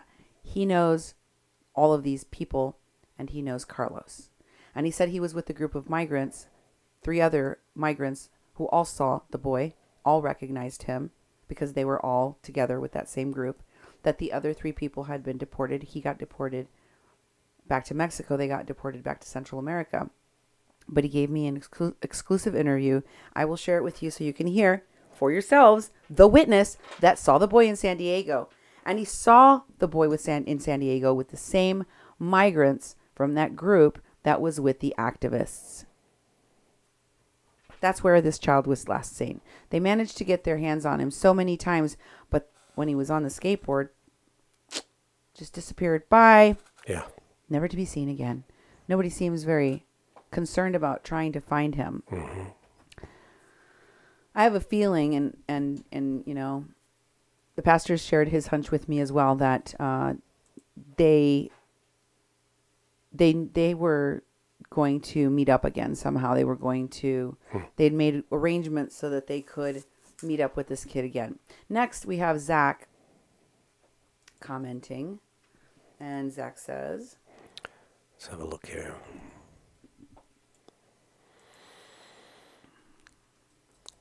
Caravan Solution Seekers, crisis, and do not say that the kitchens were compromised. That is another one. It's down at the bottom. It says, well said, Amadeo. Look, we all want to help, but there are times when we are not equipped to provide certain kinds of assistance and end up inadvertently hurting those we intend to help. Yep, happens a lot more than you know. In the case of the activists who took the boy, their hearts may have been in the right place, but it doesn't sound too... To me. It doesn't sound... To me that they were equipped to care for him. Okay. So, now he's on his own. Just something to think about. Now he is on his own. Mm-hmm. And then James says, I'm trying to find Agape Shelter right now. Oh, yeah, you don't have to read any more of those. Okay. Okay, go to the next one. And this one is Birdie Gutierrez from Bridges of Love Across Border. Could you read this one, Duke? I need to put some of this oil on my throat. Okay. This is the one. I start at the top on this one. What happened to the boy, Roberto? I was told he was with River and his friends. I was told they were going to bring the boy to my office, but he never did. And then River could not be trusted. He took a fan. That's what Birdie Gutierrez is saying. You see that? It says B. Alicia Gutierrez. Okay. That's from Birdie. All right. And she chimes in and says about River, the guy that was in the van, right? That took the boy. Mm-hmm. River cannot be trusted. He took a van full of donations from my group and could not account for what he did with the donations. He was supposed to take them to Pastor Albert, and Pastor Albert told me he never delivered them. There were lots of warm blankets, jackets, warm clothes, lots of toiletries, tents, and toys. He kept lying about it and was very disrespectful to me too. Do not trust him. And then the pastor responds. Can you read that one, Duke? Brenda, the boy was placed in Agape custody by the police. Agape has a legal responsibility about the boy. When Stephanie and Amy believe I am spelling the name wrong, took the boy because the boy exposed 4 immigrants, is their face that they were bringing to Agape drugs, and that CNS activist group was involved. These girls, which include River and friends. These immigrants said they could injure the boy or even kill him. I kicked out of the shelter these 4 men. You can't come in my shelter with an activist group bringing dope in our shelter. And then when the boy exposed what is happening, these young ladies take the boy. Because we're exposing this group that asks for donations of money, etc., to help the immigrants. Is that the last one? That's the last one in that group. Okay. Next, we'll go to Amadeo. Amadeo. And Amadeo. So do you want to go down on this one, or? Not sure let which me starts. find it. This one is kind of down at the bottom. There he is. And he starts off by responding to someone whose name is Brenda, who had said, "Hello, I'm sorry I don't see your name, so I can't really refer directly to you by name, but good morning. You continue to say that there is a motive here, blah, blah, blah, blah." Amadeo is responding to her and says, "Brenda, as far as I know," can you keep reading there, dude? Brenda, as far as I know, CSN did not bring food and supplies. That's the Caravan Support Network that the pastor was just talking about also. Yeah. And I know this because I was checking in all the donations out there, so I know who was showing up and when. But yes, they did come every now and then. There has been several reports by other people. And then goes on to Amadeo again. It did come every now and then. There has been several reports by other people, and I've seen several disturbing elements that are part of CSN who contributed to create more chaos, perhaps more specifically during the standoff with the police. So unfortunately, CSN acquired a certain reputation among the volunteers and organizations because of a few elements that is not completely unfair, as they are responsible for the people who work in their name. They perhaps should do some cleaning with their group. As why they took the boy, it doesn't matter. He's an underage, unaccompanied minor and was under the custody of Agape. Whether the boy liked the place or not, because the rules are irrelevant. Is there any kind of abuse, which there wasn't, apparently, then there should have been a report with the authorities who would have taken the necessary measures to place in a different shelter. Yep. But taking him like this, with no accountabilities, was just wrong on so many levels. Yep. Can we all please stop arguing with this now, and it's preventing... And the next one is...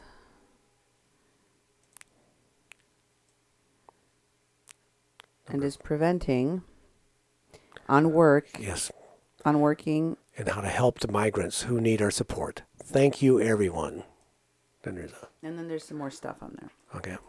That was a picture of the representatives of the embassy that he was speaking to, that the pastor was speaking to about the child. Okay. Anyway, let's go on to the next one. This next one is conversation between Brenda and Amadeo. And this first one, let me find it. Starts with that one. Hello, this definitely doesn't seem like... Hello, everyone. This definitely doesn't seem like this is a space for discussion. But I'd like to advise to those running the chat to be conscious and open to other perspectives in general. We don't all agree, and we don't all have to. But let's know our place, peeps. We need to remind each other that we are here to help, but that we come from privilege and cannot ever speak for what is best for the Caravan folks. That being said, I want to echo what others have said, that bringing in the police and filing an Amber Alert is completely irresponsible from our end. What? Yeah, really. Why wouldn't you want to alert people that a child is missing and go to the proper authorities so he can be found? Unless you're hiding it. Unless they're part of it. Yeah. Any child that comes into the custody of police will be put under the jurisdiction of DIF. That does not mean they'll get to continue their asylum process here, or that they are going to be taken to a shelter once the state has jurisdiction. They will put the child in a minor family center, and they will either be sent back to their country or by immigration, or will have to be kept in that center until they are 18 years of age. There are a few cases in which they do otherwise.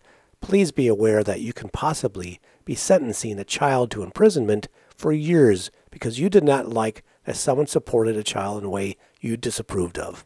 Supported a child in a way they kidnapped him. Yeah, really. Oh, my God. This is information that I had to learn when dealing with unaccompanied minors in Mexico City and through IMUMI and CNDH, who helped me deal with a particular case. Not only are we putting the child at risk, but we are creating the possibility of targeting activists and giving the state new ways to do so. Plus, I've seen real abductions of children in the caravan. This is not a real abduction. That's right. I would not want this compared to those cases. Wow. They are worse. In addition, I want to say that I know the person you have in this video. They come as independent activists from what I know, and I would personally vouch for their commitment. Their commitment to these folks. Wow. I am aghast. I understand the concern of a minor being involved. Sinbad. Hold on. This is continuing the next one. It says the one that said, I know you have this person on your video. You should be on slide number 27. This is okay. So, but you go down to the middle there where it says, I vouch for their commitment to these folks, yet I understand the concern of a minor being involved. Sinbad, they were there throughout the whole standoff. He's talking about the activists in question. He's saying that he knows the people that the pastor put in their WhatsApp conversation. He knows the activists that are involved there. You know who they are too, like River, like the other woman there. And this person is saying, I vouch for them. Yeah. I vouch for their commitment to these folks of the caravan. I vouch for their commitment to the work. Yet I understand the concern of a minor being involved. You think? Very, very serious thing to be messing with minors that are unaccompanied. Sinbad, they were there throughout the whole standoff. The activists were. And the woman that is in the video was actually the person who pushed to get food for folks from the inside. Furthermore, for those that have been in Tijuana for a while and those that are just coming in, let's be clear. that shelters in Tijuana are not perfect. And I have definitely understood that there needs to be a relationship of respect, but that they are not perfect, as neither are we or the migrants. That's right. And Zach says, well said, Brenda. Yeah. And then Amadeo responds to Brenda and says, thank you for your insight, Brenda. Thank you for your insight, Brenda. Very useful. I'm sure the person you are referring to has all the right intentions, but the fact that she was present during the standoff doesn't indicate anything that there were a lot of activists present during that week, but a lot of them were not helping. Mm-hmm. I'm glad she was contributing to get foods in the inside warehouse. I put a lot of effort into that as well. So did other people in this group. As well-intended as she may have been, the fact that she snatched the boy from Agape without having a proper discussion with Alberto, who has been doing this work longer than anyone here, was irresponsible. On top of that, he knows Tijuana and there's a lot of danger. All we ignore as That's right. outsiders. Yeah, they're ignorant to all of those things. Mm-hmm. And they should have been doing things instead of acting like imperialistic jerks that were there to give orders. These so-called progressive activists treated people in Mexico that were trying to help the caravan like crap. Mm-hmm. And they lied about the Mexican authorities and the Mexicans' response to this. That's why I expose those lies, because I want people to know what's really happening. I don't think it's fair for people to be portrayed that way when they're not. Anyway, moving forward, he continues, let's make sure that anyone looking to help people at Agape consult with Albert first, because he runs the shelter, maybe. Of course, this group all provided support, so we can perhaps find solutions together. To answer another point, yes, we are privileged. And one of our greatest privileges is our education and access to information and resources. He goes, the migrants don't really have that, so it's important to use that privilege to help them better. What I mean is, sometimes they may say that this is what is better for them, but there may be something actually better that they can't see because they are not informed, and also ignore some of the options we have access to. I'm not saying to ignore what the migrants want, just to make educated decisions, which may sometimes imply... Can people see you?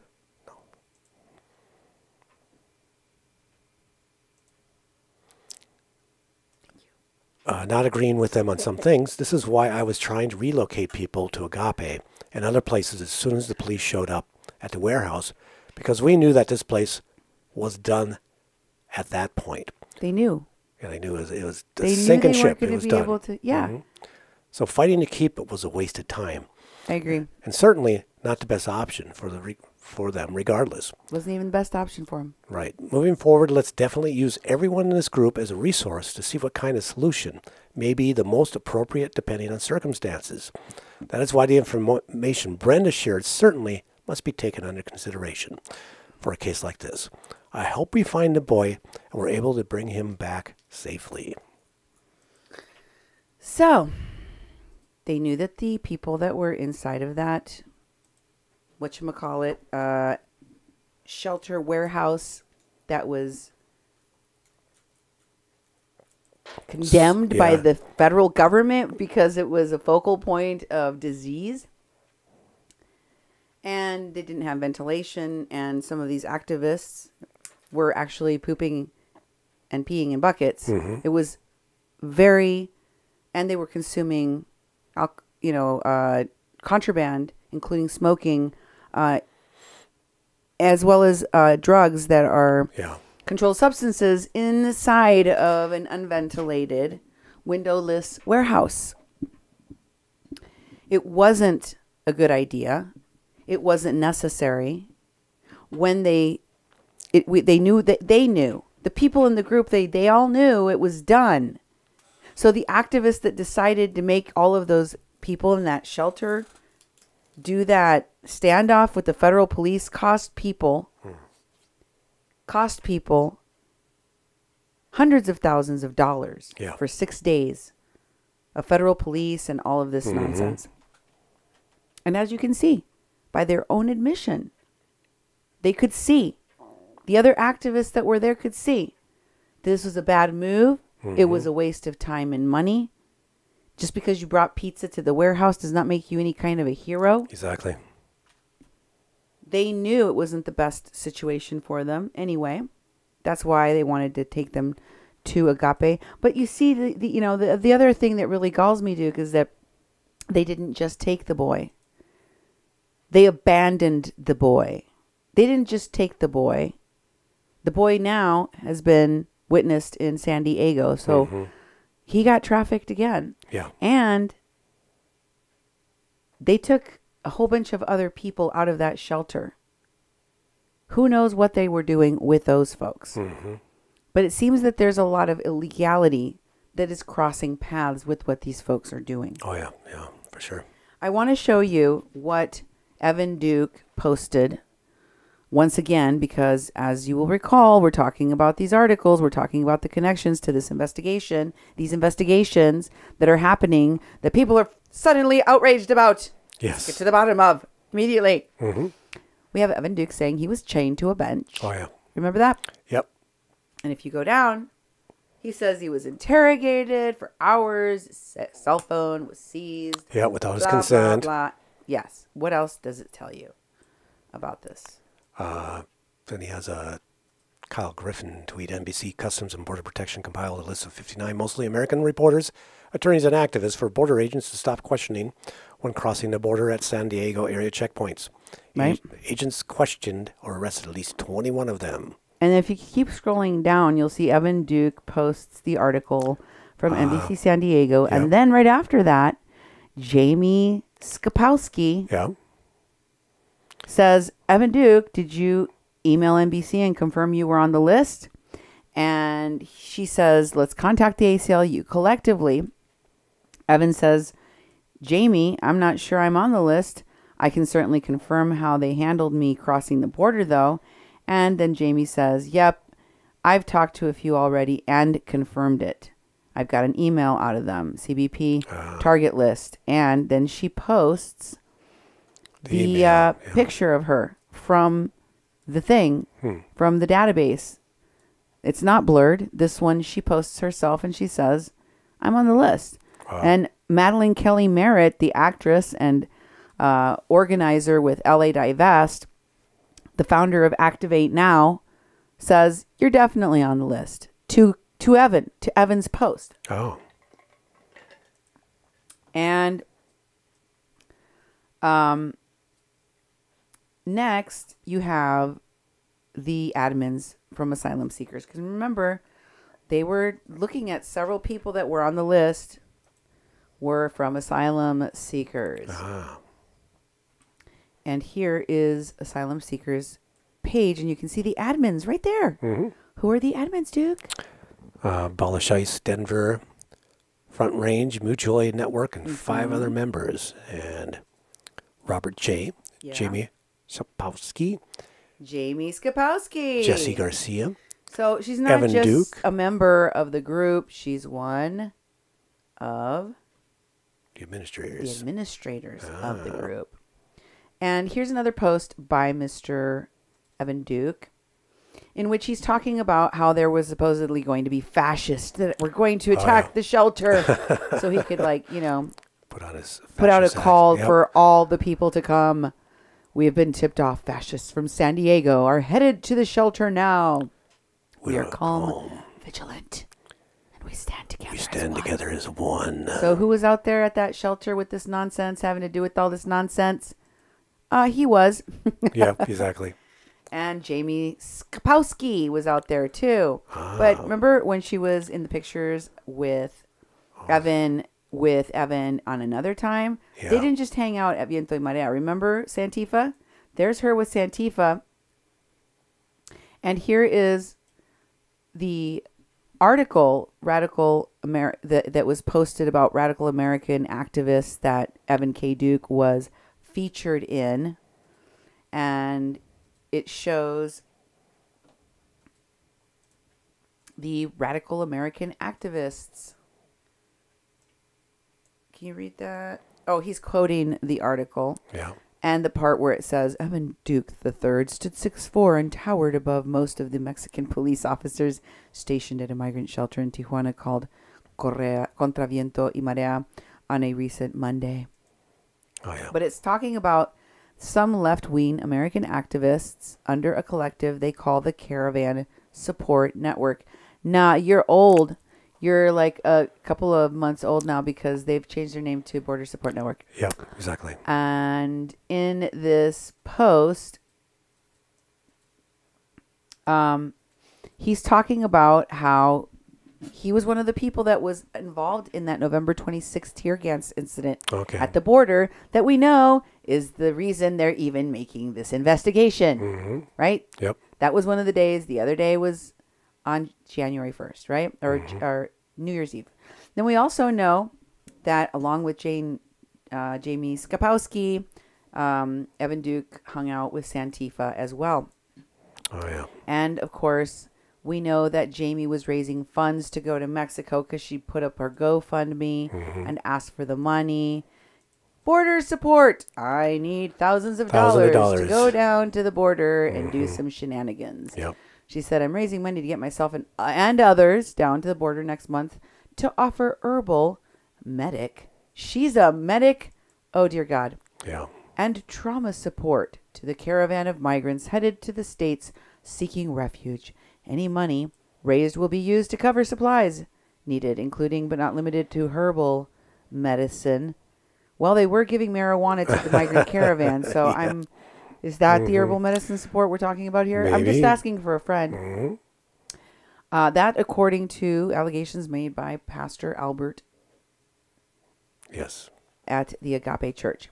And they're also needing supplies, especially for adrenal and trauma support, foot injuries, etc. First aid gear, shoes and socks, clothing, treats for the children, diapers, wipes, food for preparing and serving, and gas support to get down. If you can afford a monetary donation but have supplies to donate, if you can't but have supplies or questions, please message me directly. And thank you in advance. Oh, yeah. Right. Right? And she had already raised $2,240 of $3,000 bucks that she needed for you to send her on this amazing trip down to the border to go and do what? Well, she was out there at the Viento y Marea with all of these people. She was there. Here is a post, and this came from Joshua Nichols's page. Because he was out there. He was one of the blonde kid. Okay. Translating when the federal police came on those videos to the rest of the group. He was talking about his birthday. We showed that in a different show in which we talked about everything that happened at that standoff at the new shelter. And Jamie Skapowski was commenting, as were many of the other people that were activists in the group that were actively coordinating those people inside the shelter. And she says to Jamie, love you. I didn't know it was your birthday. We would have brought you cake. River, that's River Doherty, the kidnapper of the boy that was, or one of the guy that was driving the car. He's one of the people that kidnapped the boy. And Herman and Lilith, that's Kiara Horsley, a.k.a. Lilith Sinclair they're talking about there, are on shift tonight. I'll be on crew change mañana. Buenas noches, mi familia. I'll be back with chocolate and medicine. Oink, oink, oink. I got that herbal. And unicorn love. Wow. Picture of a kitty cat. And then Joshua Nichols says to Jamie, they brought one, meaning somebody brought him a cake. Or maybe somebody brought the weed. Because I know that the federal police said several times that they were using drugs inside of the shelter at Viento y Marea, as well as what the pastor said about the activists using drugs, as well as what you just saw these activists wrote in that WhatsApp chat about how they also witnessed these activists using drugs at the shelter Agape. Is it so far-fetched to believe that they would have been doing it at the other shelter. I don't think so. This is not one allegation. These are many allegations. And now I've shown you how people in their own group, within that own group chat, on that WhatsApp, were confirming these things that the pastor said, that I told you was going on even before this. Okay? So, Jamie Skopowski was at Viento y Marea.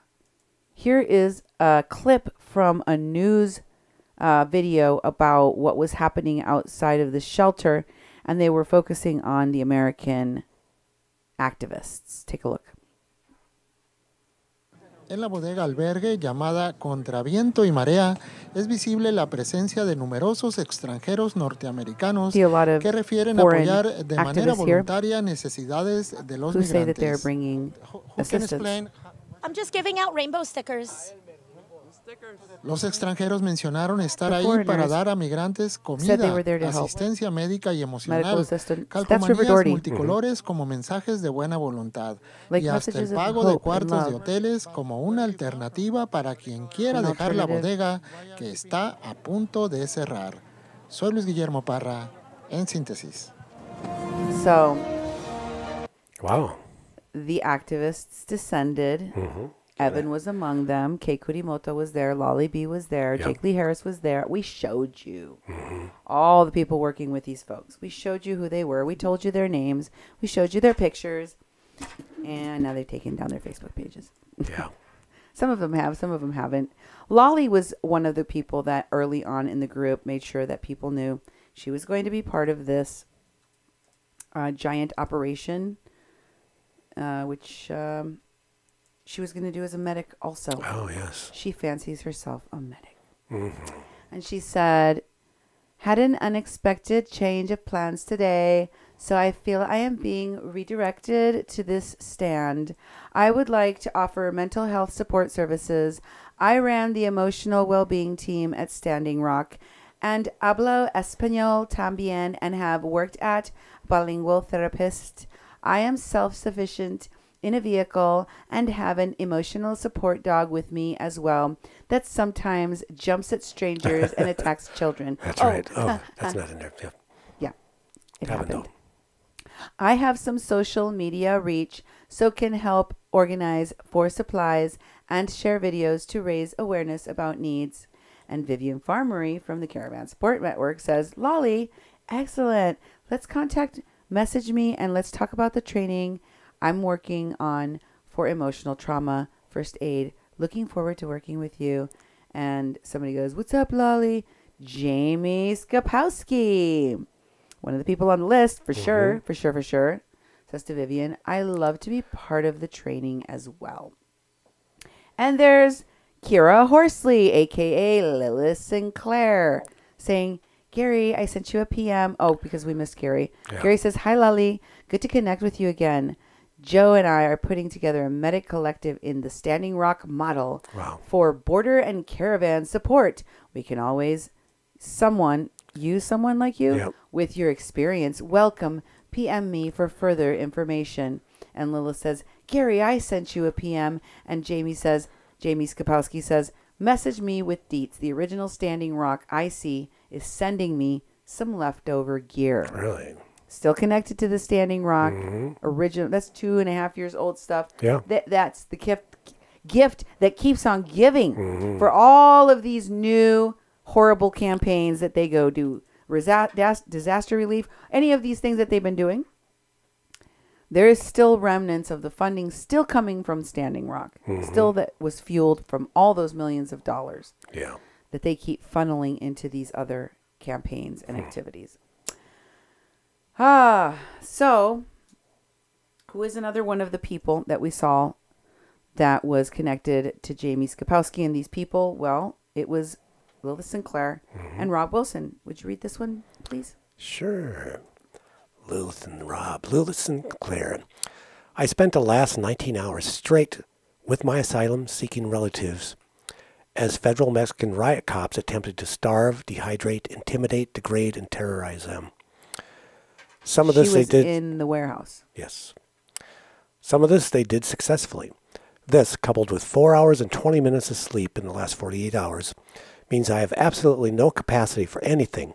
I'll respond to your texts and messages as soon as possible, sending you love. Update to clarify. This is still happening. When the press isn't around, they're not allowing people to give donations to migrants. They have kettled in a concrete warehouse turned shelter. This included basic needs like water, food, and sanitation products, along with requests like cups for drinks. They have and are still refusing to allow access to bathrooms, and the people are forced to pee in buckets inside of small tents in the building or leave the shelter to exist like a human being and be barred from re-entry. Police literally turned down water donations for migrants, media. Now remember, this is one of the people that was in the chats, in the WhatsApp chats, where Amadeo and other people very clearly said the activists that were doing this stuff that she's talking about participating in did not help, didn't expose jack squat. Mm-hmm. They said they were in there exposing the federal police's tactics and blah, blah, blah. Nah. You wasted time. You wasted resources. You made the immigrants look bad. People think you might be working with Trump. That was basically how people looked at what you did. And that's your own people that said these things in this chat. Mm-hmm. Lilith Sinclair heard this. Lilith Sinclair saw these things. She's aware. Proceed. Police literally turned down water donations for migrants, media, and activists, saying they were out of water inside. People had to throw donations over the police's head to get them inside. I'm still processing this and don't have the words to explain things I'm missing at this time. And I'm definitely missing things. But sharing about what I experienced without highlights that is still happening to more marginalized people was wrong of me, in my personal opinion. To keep up to date, follow Rob Wilson Photography, a friend with plenty of content on the situation. I'll sit down to explain experience more accurately when I can. He was in the list. Wow.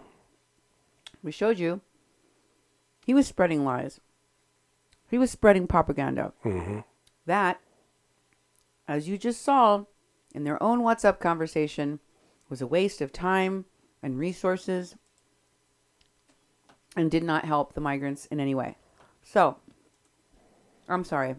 I'm snacking. I'm dying. I'm starving. Yeah, I'm dying too. Like, I am too. Okay. I just want to show you my article again. Here's the link to my article. I'm going to share the link to my article in which I exposed River Doherty. And the allegations against people in not Pueblos Sin Fronteras, the Caravan Support Network, now called the Border Support Network, that helped in the kidnapping of this child, that were allegedly giving drugs to the caravan. And this was what the pastor gave in his interview to the Mexican media and to my show. That is what he said. And he provided videos, and he provided pictures, and I put them in this article that I will share with you. And I told you I'm going to bring you that interview with the witness that have seen that child now in San Diego. But first, I want to show you Rivers' cease and desist email he sent me.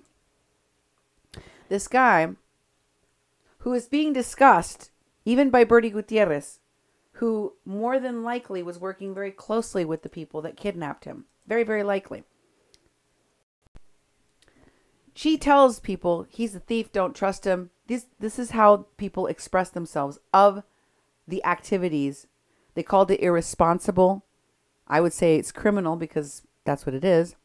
Kidnapping a child like that was wrong on every level, and they told you so, and they told all of you about it. And you, rather than acknowledge that you did something horrible and that there's still a child missing because of your actions, you send me a cease and desist letter and threaten to sue me instead. Classy. There it is. You want to read it, Duke? I can. I don't even want to read it. I don't want to read it at all. But because I can't really see it. But there it is. He said I'm harassing him by sharing an interview with the pastor from the church where he took the child from. I'm harassing him. Yeah. I'm the harasser. I'm causing him pain. Yeah. And, it goes through your standard. I'm writing to you this letter to document a period of harassment I received from you. Starting January 31st, 2019, continuing through last night. Such conduct of sharing false information, reporting absurdity inaccurately in regards to my name, the names of my friends, and my mother. This is unprofessional, problematic, and frankly, putting me in an unnecessary danger and a target of many of your reactionary viewers. He sent me this on February 24th. Okay. It's been a long time. Yeah. Despite the extensive coverage of me on your platforms, I have not received any correspondence whatsoever from you and had never given permission to be featured, especially in such a slanderous matter, without reach out to me at all. You have put many people at risk, and from what I've seen of your programs, you do not understand what is happening. Unaccompanied minors from shelters, and I'm the one putting people at risk. From what I've seen from your programs, you do not understand what is happening and should not be reporting on it. His own friends said in the what's up. Yeah, plus you had the pastor talking about this. Mm-hmm. If you wish to get in touch, you can email me at blah, blah, blah, blah, or call me at blah, blah, blah, blah. We don't negotiate with terrorists. That's right. Anyway, thank you for watching my show. Thank you for your patience.